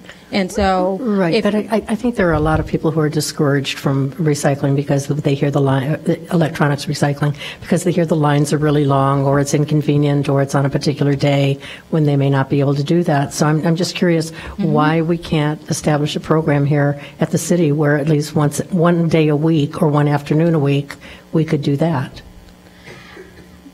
The cost, and I can provide that for you, the cost of us providing that would be very substantial in terms of Swank provides the program for a fee, and they will pick up to 6 items, but they charge you for it because they're getting the travel time for sitting in the truck to Evanston. And then because the recycling fairs are Swank, so even if you miss the one in Evanston, you can go to the one in Wilmette, the one in Winnetka, the one in Glencoe, the one in Skokie, the one in Morton Grove, and they're all Lincolnwood. They're all on different weekends. So you have the opportunity, without driving too far out of the area, to be able to go. I don't know how many communities that is. Up to 10. There's 22 Swank communities. Some of them are pretty far out, but. So basically the reason we can't do this is first because it's a Swank program, and second because of the costs that would be involved in accepting these things at the Civic Center. For us, the cost, and I can get you some numbers in terms of what that would be. I'd like that, thank you. Yep. And the last item is explore modifications to the city's yard waste program.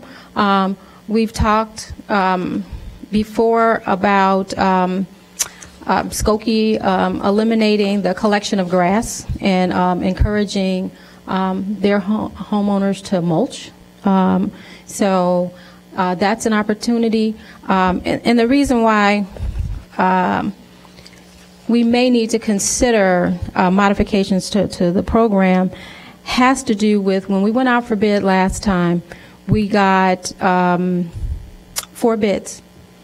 The highest bid was $2.4 million, and the lowest was $476,000, which is Groot, which is now costing us $662,000 at the end of the contract. So we're getting $200,000 in revenue for the sticker program. So the workers' comp issues that I've described to you that affect the city also affects whether or not the solid waste companies want to get into the yard waste business.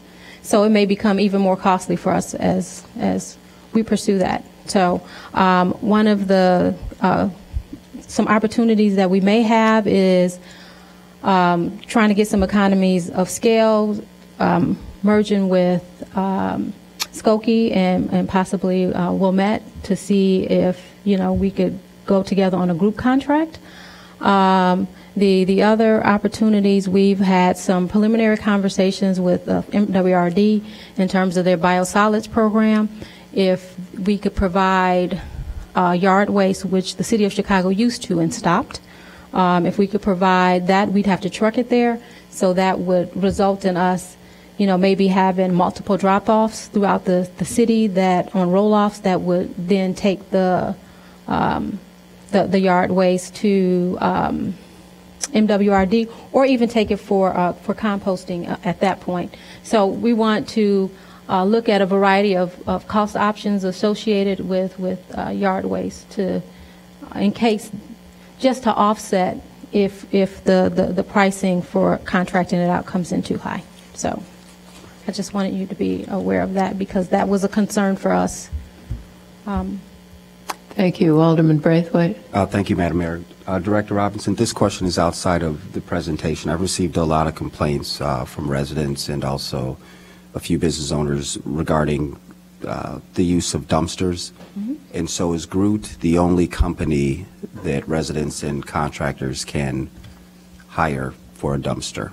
For a garbage dumpster, yes, that's a part of the commercial franchise. And as we put together the RFP for that, for the commercial franchise includes roll-offs. That's incorporated in the franchise agreement. The recycling dumpsters are excluded, so if they're recycling or they're doing, the reconstruction, those types of dumpsters are excluded from that fee. So I have received some concerns as it relates to the pricing. Yep. And something to revisit when we look at the new contract. Absolutely. Okay. For sure. Thank you very much. Thank you. Are you ready? Yeah. Our next special order of business is a presentation from... Wait a minute. You didn't want us to vote on that, did you? It says for action, but okay. Oh, it's fine. Okay.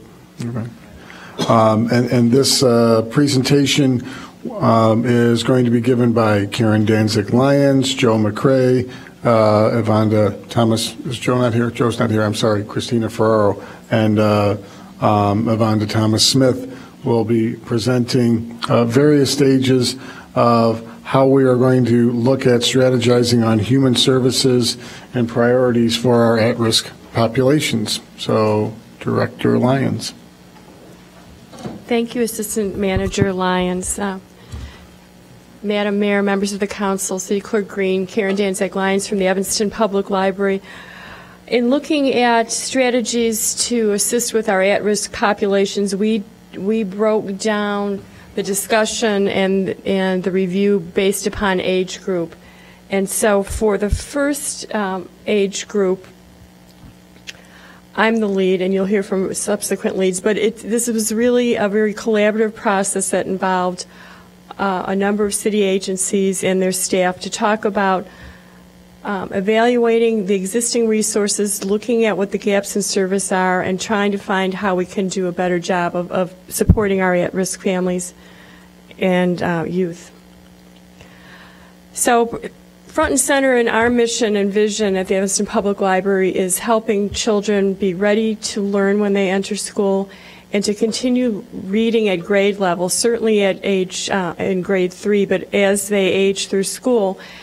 And recognizing that District 65 and 202 has formed a joint literacy initiative, and recognizing that we need to continue to connect with our librarians, our sister and brother librarians in the schools, and work together with the teachers, what we are going to be doing in 2015 is trying to do a better job of coordinating services and also looking for grants. And so to that end, 2 of our librarians joined with librarians this year from Bessie Rhodes, Nichols, and Washington, and we were successful in receiving a grant through the Secretary of State's office, their I Lead You grant. And so our staff has been working together.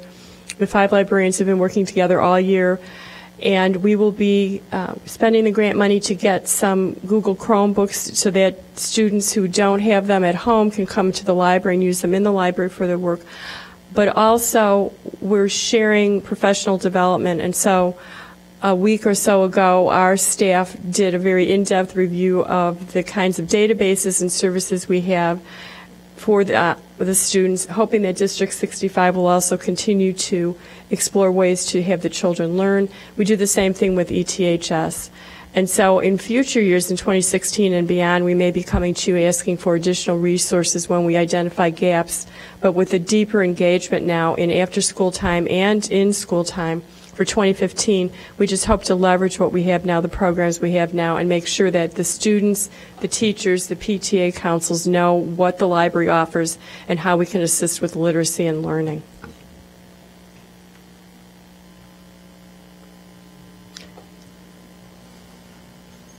And that's what I was talking about. So the next segment is for youth and young adult, ages 16 through 24, and is Christina? Or is it Kevin? Kevin. Sorry, Kevin. Not to be confused with Christina. Thank you. I'm standing in for Joe McCray. I'm neither as handsome nor articulate as Mr. McCray, but I'll do my best to talk about the youth and young adult segment for 16 to 24. We've been working on this issue. I've been working on this issue since I've come to work for the city. One of the things I did want to stress in this presentation, there is tremendous amount of data to support these recommendations regarding services and resources for this particular age group, particularly in mental health, the academic, the employment, substance abuse, and social services. In 2012, we had the White House Council for Community Solutions report that came out, which supported these kinds of recommendations. We also saw a report in 2012 called The Economic Value of Opportunity Youth, which also substantiated many of the things that we have talked about for this particular age group. In addition to those reports, there was another report that came out in 2012 that was cited by the Aspen Institute called The Collective Impact for Opportunity Youth. And so there's a tremendous amount of support for these particular groups. Some of the strategies that have been discussed and identified by staff talked about, I think the Evanston 150 report cited that in Evanston there was an estimated 3,000 youth and young adults who could be classified as opportunity youth. And we talked about increasing the staffing to improve the case management. And that case management actually deals with particularly the mental health and the social service, wraparound services aspects. We've talked about expanding the workforce partnerships and the outreach to support the research that talks about putting these young adults on a career path, because that is one of the strategies that helps to re-engage young adults who are disengaged. Developing the public education system and working with District 65 as well as 202, and then aligning those city resources with other external partners. So there were 5 key strategies that all are cited in the studies and the research data that we talked about.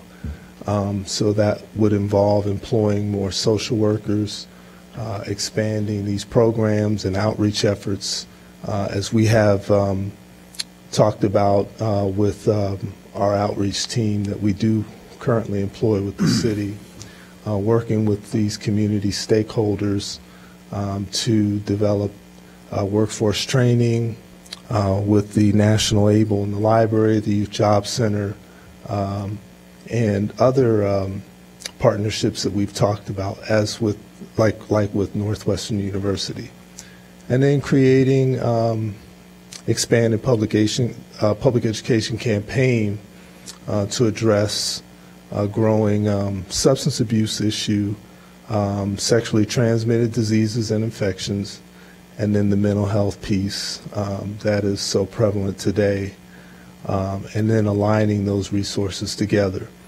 These things are all pretty much standard and cited in a growing body of research that's addressing this particular age group. And now we have a segment on the 25 to 54. I think Yvonda will address that. Thank you. Sure. Good evening, Yvonda Thomas. I'm sorry, Smith. Yvonda, Yes. there's one question for you, Mr. Brown, I believe, from Alderman Burris. Hi, thank you. Thank you for presentation. Sure. And you are definitely as handsome as Joe. Don't let him tell you otherwise. The last slide, you were talking about the 5 key strategies. Yes. And with my glasses on, what external organization are you working with for the mental health issues for this age population? I think Yvonda would be the person to address that. Okay. Never mind. Thank you. Sure. Some of the services that we've worked with are Metropolitan Family Services for individual and group counseling, and we just reestablished a partnership with Turning Point, where they're going into one of the schools as a pilot to provide some de-escalation services for some targeted families that District 65 has identified that there have been consistent traumatic episodes or outbreaks in the classroom that they have not been able to decrease. And so there's a program called 123 Magic that both hospital systems have contributed a total of $6,000 to create a pilot program in one of our middle schools to do this living room style where the psychiatrist and the nurse actually engage a relationship with 15 families, and they work with them over a year's time to see if there's some impact of change. So instead of families being referred out to services, the services are coming to the middle schools. Sure. Okay. So I'll go on. I don't want to be redundant, but a lot of the things that we kind of discussed in our age group, which was 25 to 54, were in duplication of some of the ideas that resonated out of the youth and young adult segment. The challenge we're constantly finding over and over, regardless of the age group, is the constant need for combining needs to resources that we're still lacking in our community. And the resources may exist, but the connecting of the dots is what is creating a gap. And so some of the basic resources that continue to resonate through the youth and young adult group and the group that we were addressing, 25 to 54, still remains housing. Housing is an additional resource that we think we have in our community, but we do have many, many families that are still doubling up, and we do have many, many families in this age group that are homeless in our community. And healthcare is still an issue, even though we have great partnerships with our hospital systems and Erie Family Health Center. There's still a need for mental health services, particularly for this age group. Adolescent as well, because we lack hospitalization for adolescents. We lack psychiatry inpatient services for adolescents, and we also lack that service in this community in our adult segment. We do have a relationship with Presence Health that provides crisis intervention, but that crisis intervention is very short term, and we need a long-term solution for some of the mental health concerns that we're seeing in the community. And then there's a lack of food access and food resources. And again, these things are not surprising to this age group, but we thought, knowing this and talking about it over and over and over again, what would be a compelling model to kind of begin to address this. And the thing that resonated in all of our groups was the lack of connection, connecting the dots. We have many service providers in our community, but the lack of a central point of intake or a central level of engagement to create this case management and advocacy model is something that kind of resonated. So we thought one of the key priorities for our particular age group, again, was the central case management intake process. We thought that even though we are departments within the city resources, because many of the families touch each of our departments for different reasons, we thought if there was a single point of entry for our high-risk populations that we serve, we can leverage resources differently. We can leverage resources, decreasing duplication, and some of those resources that the health department, the police department, Parks and Rec, the library, kind of touch the same high-risk families are things around emergency assistance, employment and workforce development opportunities and services, financial and health literacy planning, and we thought as a coordinated effort, if there was some attempt to address just the basic needs and connect the dots for some of our most high-risk individuals, that we can begin to see some impact over time. So case management resonated, and we felt that helping high-risk families navigate our complex systems, navigate our complex programs, and navigate our services and educational opportunities that are available, we would see some shift or change and some stability. Stability was the one word that resonated out of our group, because you can define lack of housing or housing very differently, but if the goal is stability, no matter what that basic need is, we thought that we could have some impact in stabilizing some of our families. And how do we do this? How do we connect the dots? How do we have this central intake case management system? We can't do it without a central form of universal tracking system. We have some very robust systems that we use currently in several of our departments and several of our external partners, but there's not one system that speaks to each other. We have HMIS that tracks at-risk families for homelessness. It tracks homeless families that are receiving case management services. But if you're out of the window of at risk to be homeless, or if you're out of that homeless tracking system, you may not exist in that system. So creating or finding some universal tracking system that we believe does exist would be instrumental in making this case management central intake model work.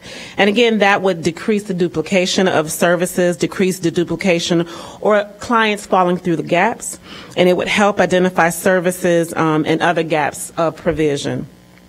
And we thought a service partner agreement to strengthen the partnership and hold us all accountable for sharing information, partnering to ensure effective service delivery, and then exchange and develop best practice, best work ethics, and achieve a collective impact instead of incidental impact. So we thought if we created this continuum of care or this service agreement model, that it would foster better program integration. We would reduce competition among service providers. We would link institution on a common agenda and transform the lives of high-risk individuals. And so at this time, I'm going to turn it over to Christina Ferraro, who will talk about our senior population. Any questions?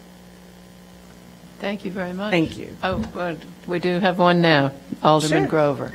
Thank you, Director Thomas Smith. Just a couple of questions, and one is general about insurance parity for mental health. And would that help close a gap if there were actual robust mental health insurance coverage for a lot of our residents? Another question was, can you, as an illustration of a the connective gap. Give us an example of a family that would benefit, hypothetically, or, would benefit from some kind of central case intake management system. Sure. So to answer your first question, there are behavioral health and preventative dollars in the Affordable Care Act. But we will not begin to see evidence of how families are benefiting from that for at least another year. And so the concern is that families will continue to fall through the gaps. And what I mean by that is in this community, we don't have a running list or clearinghouse of those service providers that will accept Affordable Care Act or county care and will take behavioral health services. So right now we're doing in some simple ways, some triage, but they're still not getting to the needed services that they need. And at this point, we're seeing numbers of families that actually need hospitalization and medication. So we're at the point of treatment. So we're beyond triage and we're beyond assessment. And right now, that's all that a lot of our providers are able to do, is assess without resource, assess without treatment, and assess without medication. And then the families are left resorting to the emergency room. Correct. And then the emergency rooms are not equipped in this way to provide, there isn't hospitalization in this community for psychiatry or adolescent hospitalization anymore. And so the nearest hospital right now would be Highland Park. To the north of us and to the south of us would be Mount Sinai Hospital. And our families just, for many reasons, just don't get there. And then your other question, I'm sorry. And then the question about a family that illustrates this connective gap. Sure. That would benefit from intake management. Sure. And Christina can probably speak to this. A lot of the calls, unfortunately, we get like late in the afternoon, 4:30, 5 o'clock, typically Thursday and Friday. And it may be a call. We're getting many calls in the General Assistance Office because families are doubling up, and families have been doubling up for a period of time. Family members are asking family members who are doubling up to leave, and there's nowhere to really send them. We have a transitional shelter in the community, but that can only they only have 20 dedicated beds. And when they're full, people are kind of either pushed out of the community or just kind of wander from family to family. So there may be some desire. We've gotten many calls to ask help with security deposits that we're not eligible to pay. First month's rent that we're not eligible to pay through our programming. And so people are not finding permanent housing. Families who have been doubling up for periods of time are having anger management issues. And so we're getting calls for nuisance and disorderly conduct, and we're supporting, we may get a call and then we call the police or problem solving, and we may meet them to try to negotiate some living quarters, but sometimes we can't resolve that issue. So that's just one case. We're getting a lot of calls in the General Assistance Office, particularly for utility assistance. We had a really difficult winter this past winter, and for many reasons, a lot of the gas bills are out of the ability for families to pay. And so some of these NICOR sharing programs that had dedicated dollars are running out. And so people don't have the ability to pay their utilities. So the calls vary every day. They're very different.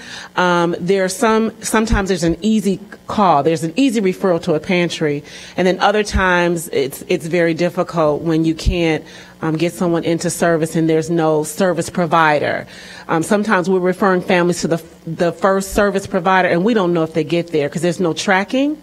We may give them the number and give them the information, but we have no information coming back to us to know if they got there or got connected. Calling lots of people. Correct. And putting things in motion with local agencies, with the city, and then there's no way to close the circle and understand whether or not they got the relief or the assistance that they needed. And by the time some of them come to us, they're already so frustrated and so weary that extra you call this place is just, pushing them over the edge into dismay and hopelessness. And so without that connector of dots to find out, did you get there? Following up, did you make it, or was that a successful appointment? Without understanding if they got there or they got engaged in services, people are just falling into despair. I had a situation with someone who reached out to me, and turns out she was already on the radar screen of Connections for the Homeless. They had already been working with her on some issues, but she was in that moment calling everybody she knew And so I felt I needed to be that case manager, figure out what resources that she already tapped into and where were they all on this with this family. But who knows how we duplicated our effort on her behalf. Right. You know. Alderman Holmes. Director Thomas Smith, in your segment, probably also in the youth and young adult as well, maybe all across, did you all discuss the whole issue of the violence in this community and how it's a public health issue? Yes. Did that come across? Yes, we did. It came across, I know, in our group, and then it was a very robust conversation that we had at the Health Summit. There's actually a task force that was developed out of the Health Summit discussions around violence prevention as a public health issue. Karen Singer is the task force committee chair, and there's a group of, I'd say, 12 or 13 different community members that are serving on that committee, and they're going to feed their information into the Evanston Health Advisory Council, which is the advisory council to the health department, to look at violence from a public health perspective. And so that was recently done at the Health Summit. That was July 30th, I think. Oh, okay. So they haven't met yet, but when they meet, they're going to report into the Health Advisory Council in November, and then I can bring some information back to this body. Great. Thank you. Thank you very much. Thank you.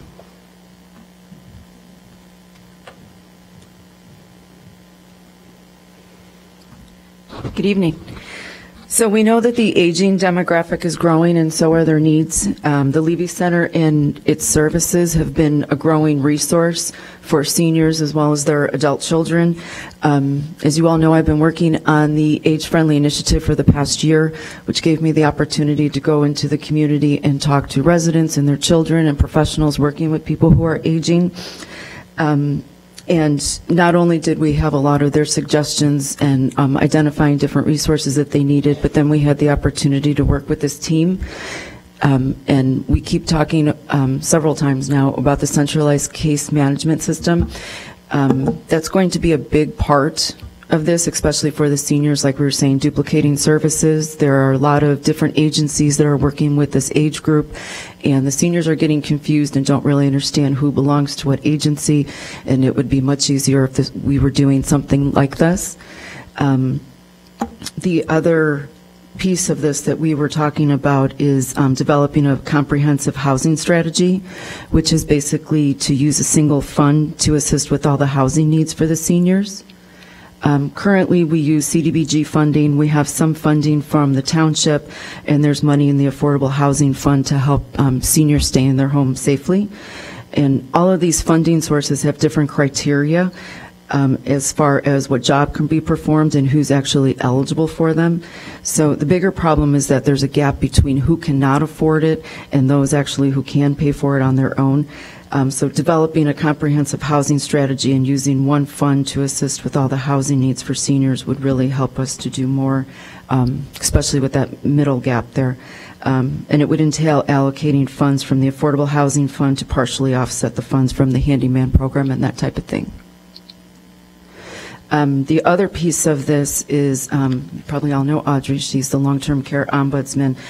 We were notified that we received some new funding from the government, and it's to hire 2 part-time ombudsmen to assist the full-time ombudsman, and this is because the state is actually expanding all their services to participants who reside in their own home, just not the long-term care facilities, which is great because the state has placed confidence in the city of Evanston to do this. In some of the other areas, they've actually had to award third parties this contract, so someone else is actually coming into the community to do that, so we're really happy about that. So the money that we're getting from these grants will be able to help us with this, so we'll probably be doing that relatively soon. And one thing I keep talking over and over about is another priority for both the youth and young adult as well as the seniors alike is just to provide more outreach and education in the community. I think there's several people that know who Kevin Brown is and his team and Audrey Thompson, but I'm not sure if they really understand what's out there for them or what they really do. And I think we need to destigmatize what we do in the community for residents. And Evanston, the Evanston Public Library has a really good online resource guide that we use all the time, and I'm not sure that anyone else really knows about it. So doing all this outreach and educating would really help all of us, so the resources would really be essential. I'm just going to hand it over to Marty unless someone else has a question. I don't see any questions, so Marty, it's all yours. Thank you, Madam Mayor, members of council. As you've seen, it's a very complex issue. We've come a long way in 2014. I'd call 2014 a year of expansion, that we expanded our summer youth. We expanded a lot of our programs. And 2015 is going to be a year of coordination. And one of the things that I think we've learned, it's not as complex of an issue, but in a lot of our service areas, we learned that using a central intake, and what would we call a central intake? 311 was our central intake last time, and we had a lot of skepticism about it when it first came out, and we've grown it. So this project has to start out from a much more complex level at the very beginning, because we're talking about very complex situations. But I think we have good experience, and we'll be coming forward in 2015 with some ideas on the central intake that will provide better services through coordination, and thanks to our staff through some grants and other resources. Thank you. And we have one final presentation. Jennifer Lasik, our Cultural Arts Coordinator, she gave me her slides, and there were 42, and I said, oh, this is so many slides, and she will be done in probably half the time as our other presenters this evening. Jennifer, please bring our energy up and finish us off with a bang. We have some.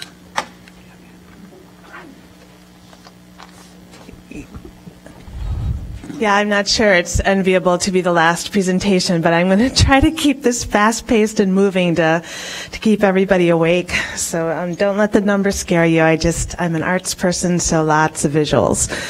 Good evening, Mayor Tisdall, members of the City Council, Acting City Manager Lyons, and Clerk Green. I'm Jennifer Lasik, the Cultural Arts Coordinator for the city. I want to thank you for the opportunity to update you on the progress we're making in the arts and to communicate where our city stands as an arts community tonight. I also want to take the opportunity to thank the many artists, performers, staff, and volunteers who put their time, passion, and energy into our many cultural efforts throughout the year. I'm very excited to share our accomplishments and activities, but the question is, how do you measure a city's arts and culture? What tells you that you're making progress, and how do we know that we're on the right track? In our Star Communities evaluation, we were awarded very high marks in the arts and culture, receiving almost 13 of 15 possible points in that category. But how else do we assess where we are in terms of creative pursuit? So to put this in context for you tonight, my intern Jordan Burns and I looked at other communities across the country that are known for their arts, or that you might say are destination places for the arts.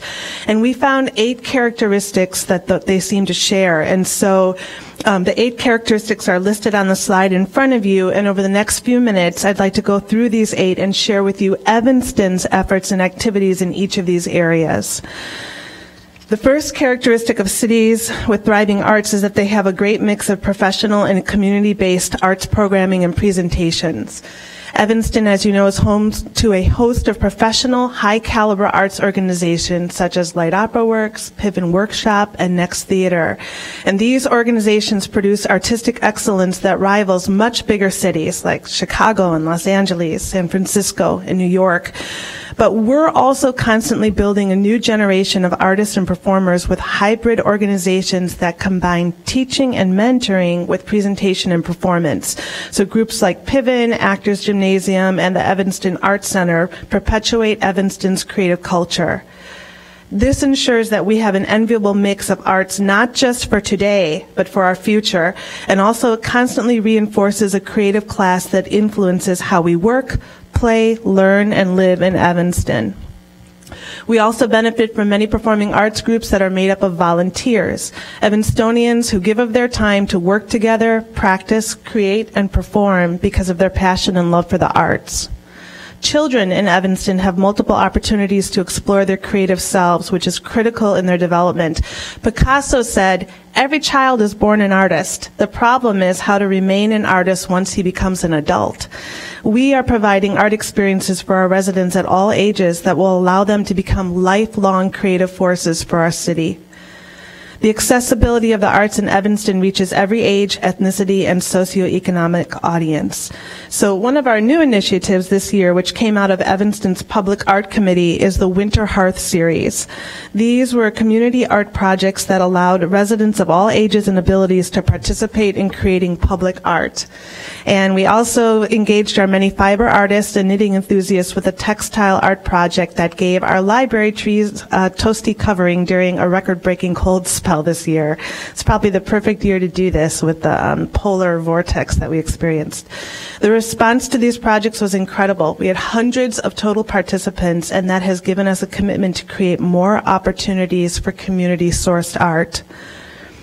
Cities that thrive in the arts provide a variety of resources to artists and arts organizations. So in this area, Evanston identified the need for affordable space as one of the biggest challenges our artists and arts organizations face. So we've teamed up with our houses of worship to match artists with underutilized or unused spaces in our churches and temples. As of last week, we have now oriented 3 classes of participants for the Sacred Spaces programs, and we're holding a special networking event for them to build their partnerships.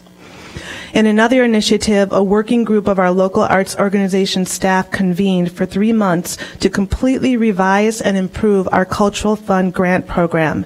In 2015, we will provide more resources and grants in more categories to our artists, programs, and organizations. And for the first time ever, the entire application process will be done online. So that will aid in our sustainability efforts and also make it easier for our applicants to apply.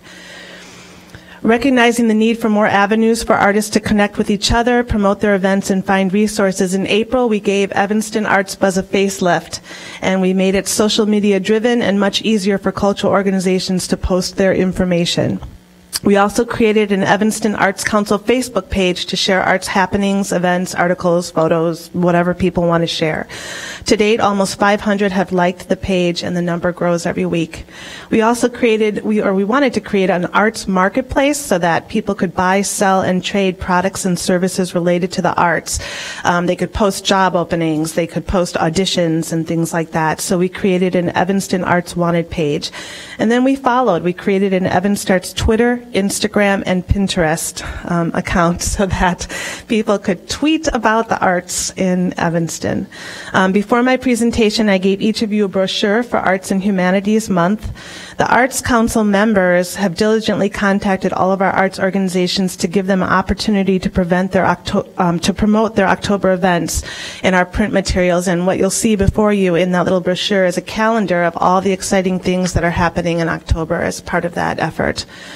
On a one-to-one level, I've had the privilege to meet with many individual artists and art-related businesses in our community, and we've talked about their needs and where they want to go professionally. They come to my office with all kinds of things. They are looking for assistance with finding space, figuring out how to grow, getting to know the community, networking, collaborating, navigating the city bureaucracy is a huge one, and other issues. And they have expressed a lot of appreciation that the office exists and that they're able to have a starting place to find solutions to their problems. Cities that have become destination places for the arts are really adept at building and using public, private, and academic partnerships. The City of Evanston has had a rich history of working with the school district, the university, downtown Evanston, the chamber, private businesses, and nonprofit organizations. So in the arts, we are working with a multitude of partners to integrate arts into education, cultural tourism, and business opportunities. For example, each year the Evanston Arts Council's Arts and Business Committee recognizes business that support the arts in consistent, significant, and innovative ways. And right now they're working to strengthen relationships between business owners and artists in Evanston.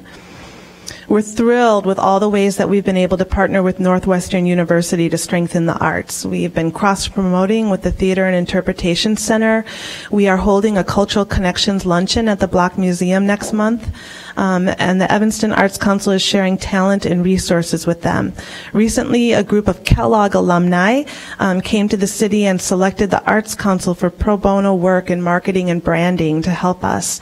And I just met with a new marketing group that works with the Provost's office, and they've reached out because they want to collaborate on an effort to promote all of Evanston's arts. They feel it's underleveraged, and they want to work with us on that. Art cities provide ample opportunities for artists to display their work.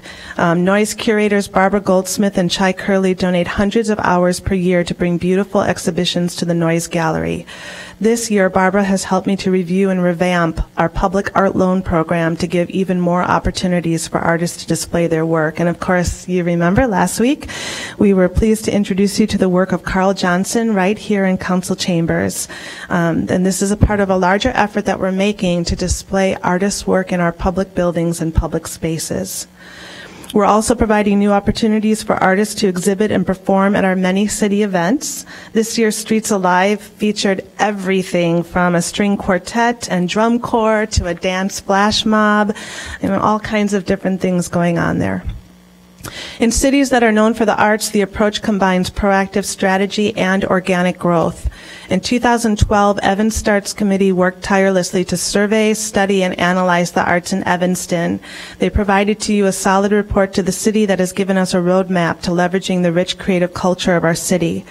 Last month, the Evanston Arts Council and the Public Art Committee voted to merge their groups together, and a proposal will be coming before you next month on that. They see this step as a way to better coordinate, communicate, and strategize in Evanston's public visual and performing arts efforts. Public art members will also soon be reaching out to each one of you to talk with you about art in your wards in a way that will highlight the unique personality and flavor of our neighborhoods. I recently heard a quote that said that art connects us emotionally to our neighborhoods. Isn't that great? And we want to use art to build shared experiences and to build an identity for our residents. We will soon be piloting a project to bring temporary art to the Davis Street construction site. The Public Art Committee is working on the design for a textile weaving project that will beautify and bring interest to a site that suffered a tragedy. And we're also looking forward to partnerships with private developers who are finding ways to incorporate public art into their community givebacks. These are new efforts, and it's a great way to build the arts through other people and not through our own resources. Lisa Deliantoni, our Evanston Arts Council co-chair, started a new initiative in June called Open Studios Evanston. Dozens and dozens of artists opened up their homes and studios to the public during Evanston's biggest citywide art tour in history. The Arts Council has adopted the event and will hold the second one on October 11th during Arts and Humanities Month. We expect over 100 artists to participate in this one-day event. An extremely important quality of art cities is that they appreciate both the intrinsic and extrinsic value of the arts. And this is the one that I really want you to get. Loving art intrinsically and extrinsically. Intrinsic meaning that we enjoy art just for art's sake, for its beauty and grace, for the way it makes us feel, for how it makes us think, for the sheer joy that it brings, and for the quality and increase in quality that it brings to our everyday lives. In recognition of that joy and quality, next month we are holding a Bright Night for the Arts, which is a special event to celebrate and share the arts in our community. I'm really hoping all of you will be there to acknowledge what the arts bring to Evanston. Extrinsically, we know that the arts are a vital thread to the whole fabric of our community. Our nonprofit arts organizations are a big piece of our economic sector. We benefit from cultural tourism. I think that last week's presentation by Chute Middle School shows how the arts facilitate conversations and help students learn about efficacy and stereotypes and identity.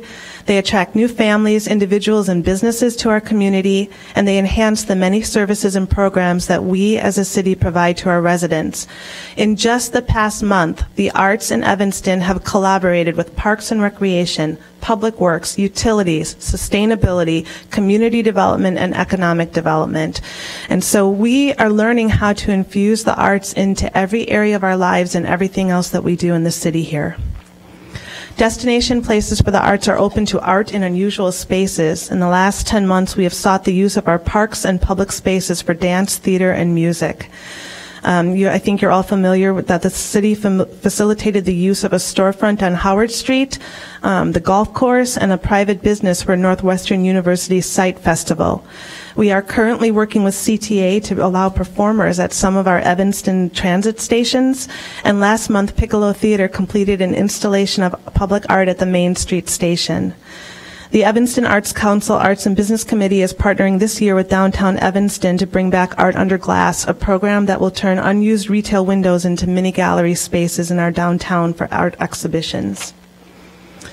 And cities that excel in the arts support the arts, and they provide cultural arts programming that's accessible to all the residents. We continue to offer excellent art camps, programs, and events in our Parks and Recreation Department. And at this time, Christina Ferraro is just going to come and share some of that programming with you.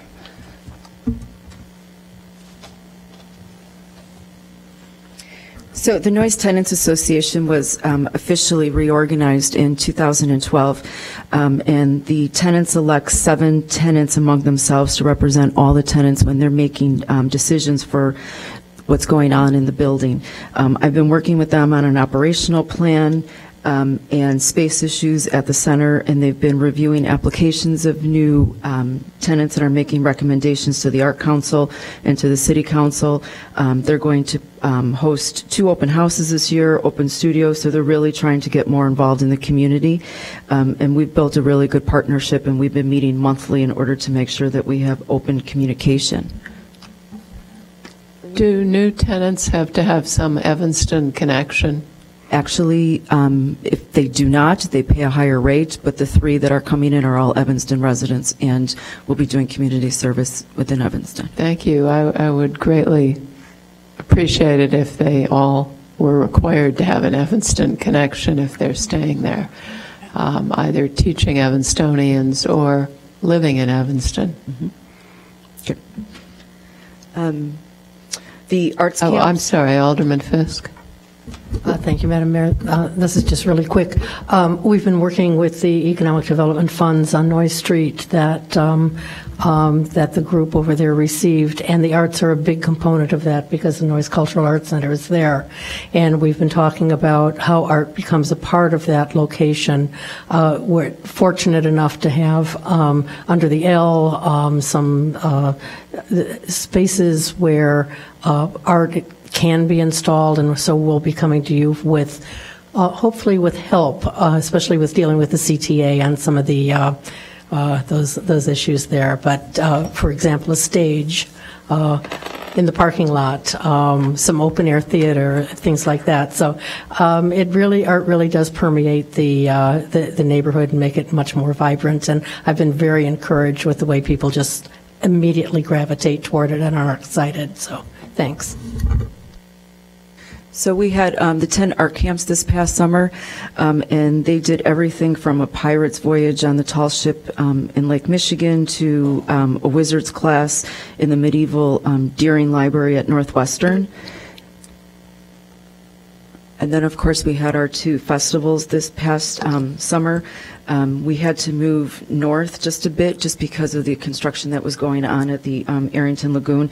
There was a few challenges, but everyone that came really enjoyed it, and we had almost no complaints. Everyone had compliments about the fact that we moved it up a little bit, just a few feet north.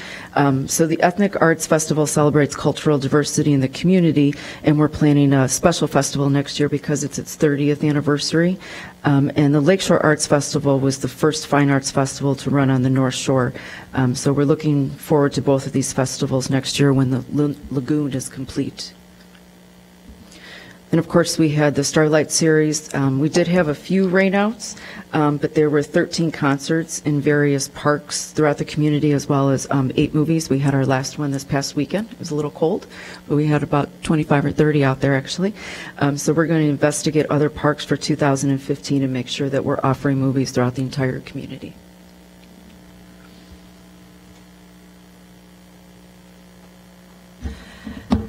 And then just to wrap up, a while ago, City Manager Bob Kowitz met with staff, and he talked to us about maintaining a sense of urgency in our work. And I looked around the room, and the Public Works Director and the Sustainability Coordinator and the Police Chief and the Fire Chief were all there, and I thought, it's kind of hard for me to talk about a sense of urgency with these people when they're saving the world and I'm just decorating it. I felt kind of strange about that. But as I've reflected on the work that's before us here in the arts and the incredible foundation that's already been built in our community long before I ever arrived on the scene, I do have a sense of purpose and urgency.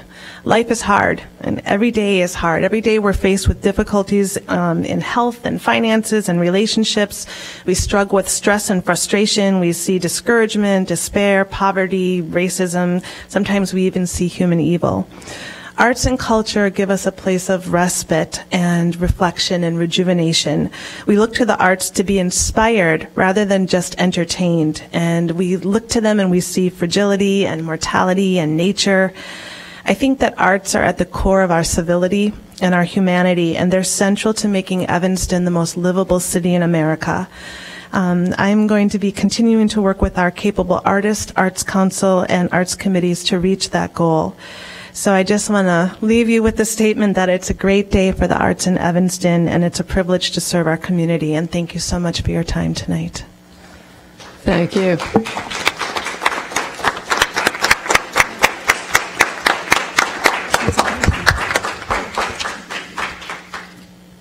Great job.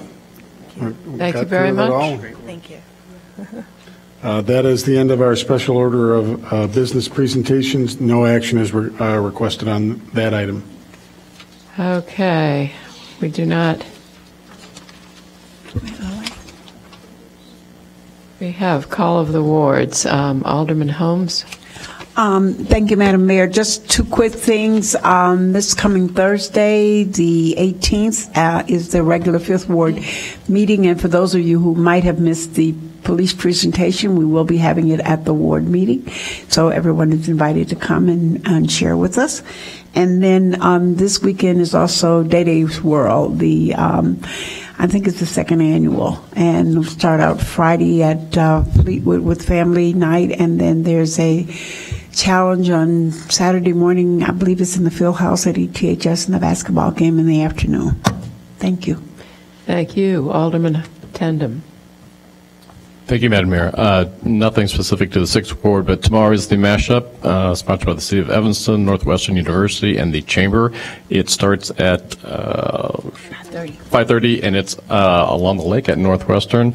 I'm not sure the exact access. I think parking is in the new North Garage. Is that correct? Yeah, there'll be parking in the garage. You can come in Lincoln, and it'll take you right. It'll drop you right into the garage. It's a terrific event. Hope you can make it. Thank you. Alderman Grover. And after the mashup, you can dash to the District 65 building for Senator Daniel Biss's town hall on school funding. It's a really important discussion given all the uncertainties in Springfield right now around school funding. Thank you. Alderman Rainey. Well, I'd like to say on behalf of all of us that the presentations tonight were extremely helpful and very informative, and I very much appreciate all the work that went into them. Want to say happy birthday to Nichols, to Oakton School. Their 100th birthday is this year. The school opened in 1914, and it is now 2014, and there was a fabulous celebration on Saturday. And speaking of art, the project the children chose to present to the community and to the school was a mosaic that it's 3 pieces, and it's now been embedded on the side of the school at the front door, and it was done completely by the children. They cracked every single tile and attached it to the board. And they were guided by a hired artist, but it's an amazing thing, and I'll post some pictures so that you can see the work that they did. Also, Stuart Updike tonight mentioned he thanked us for the work we do. And I think it's really important when you have somebody like Stuart, who has given so much to this city, to mention the work he does. And he's currently on the Plan Commission, and from the Plan Commission, he's also a representative to a citizen member of the Community Development Block Grant Committee. And he never misses a meeting. He's just a great volunteer, and so I'd like to thank him on behalf of all of us for his work. Very well said. Thank you. I just want to mention one other thing.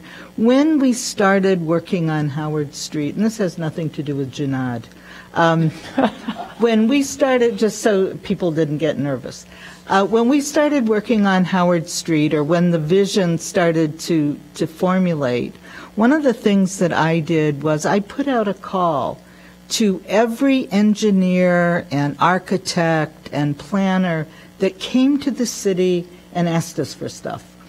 And I asked them to join us to help with the development of that first theater that ended up in the very large bid that we had to reject. Anyway, one of the first people to volunteer was a man by the name of Marcel Eberly, who lived on Brummel, and his family still does. He was known to me because he worked on the design for the Osco drugstore that is now going to be Little Beans. He and Ryan Kettlecamp from the neighborhood really, with the neighbors, guided that design, which was very impressive. And then along came CVS at Howard and Asbury, and they worked on that. And many of the features, including the fabulous bus shelter on the corner of Howard and Asbury, was part of his vision. He got stomach cancer, and he died today. And Marcel was just a very giving person, and I wanted to mention that. Thank you. Alderman Burris. I would like to echo Alderman Rainey's comments about the presentations tonight. And actually, over the past 6 months, we've had several presentations from city staff about projects where they're working on or we're thinking about. And I know many times this council, we don't agree on a lot, but we've, I think, accomplished a lot in the last 5 years. And if we look at the presentation, and particularly the arts presentation tonight, the human services presentation, we couldn't have been there 4 years ago because we were working on real fundamental things. We were working on infrastructure and finance and economic development, and we did a lot of really hard things to be able to get us to a place where we can talk about the bigger things, the more things that that are more fun in many ways. Not to say that we've solved crime here, we've solved our finances, or we've solved economic development issues, but we've made huge progress. And I think a lot of times we don't step back and say, yeah, we've made a huge difference in the last half year. So thank you. I know going forward we're still not going to agree on a lot of things, but we're going in the right direction. Thank you. Alderman Fisk. Thank you, Madam Mayor. And again, I'll add my voice to that. Thank you all for your presentations tonight. I'm incredibly impressed with not only the quality of our staff, but the message, and not urgency, but the just the thoughts that they bring to where we're going. They really get it, and it comes from the heart, and I think it connects very well with the members of our community.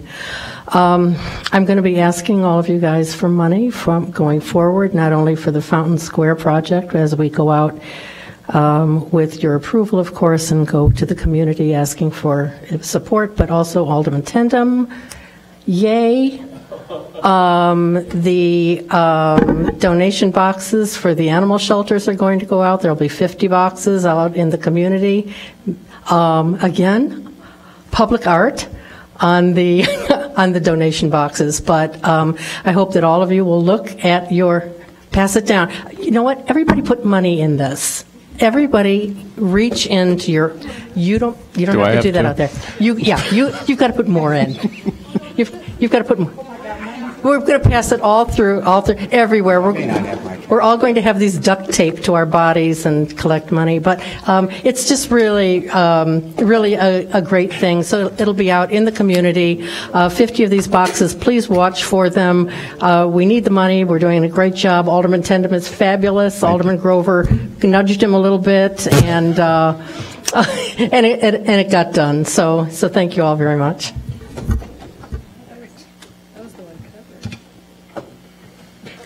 Thank you. Alderman Braithwaite?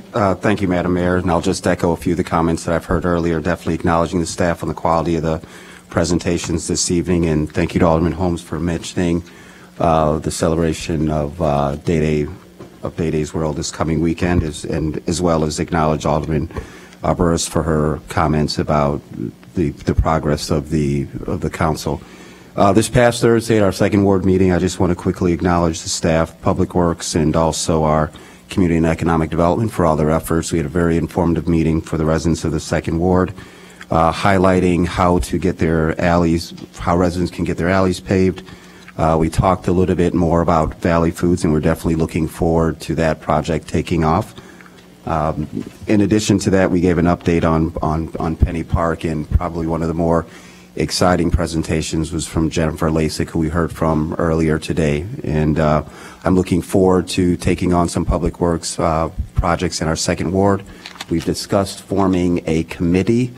Just given the fact that our residents are so economically and racially diverse, we wanted to make sure that we are very intentional about picking a diverse committee so that the art projects that are taking place in the ward are something, I'll use the term, universally accepted. And so I thank you very much for, yeah, exactly, good luck is right. But I think with Jennifer, with her leadership, we'll get there. And I'm definitely looking forward to working with you in the future. Thank you, Madam Mayor. Thank you. Alderman Nguyen. Thank you, Madam Mayor. I'll be brief. I just say ditto to everything else that my fellow council members have said. I really think the presentations this evening demonstrate the excellent professional work of our city staff and the forward-thinking aspects of all of the work that they're doing. It's very exciting. Thank you all. Thank you. Alderman Wilson, and could you end with a motion? I could, but first I want to let everybody know that, well, thank you for the staff presentations at the joint 9th and 4th Ward meeting we had last week. Really excellent presentations from the staff, and I appreciate all those who attended the meetings as well, or the meeting as well. This Thursday, the 18th at 7 p.m. in room 2200 in this building, we'll be having a community meeting to see a proposal for a plan development at Davis and Maple Streets in Evanston. So invite anyone who's interested in that to attend, see what the developer's proposing, and to provide feedback to that project proposal.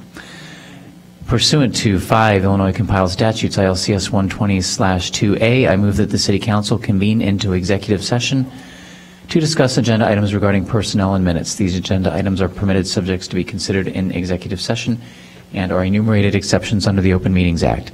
These exceptions are 5 ILCS 120/2A, C1, and C21. Second. All in favor say aye. Opposed? The ayes have it.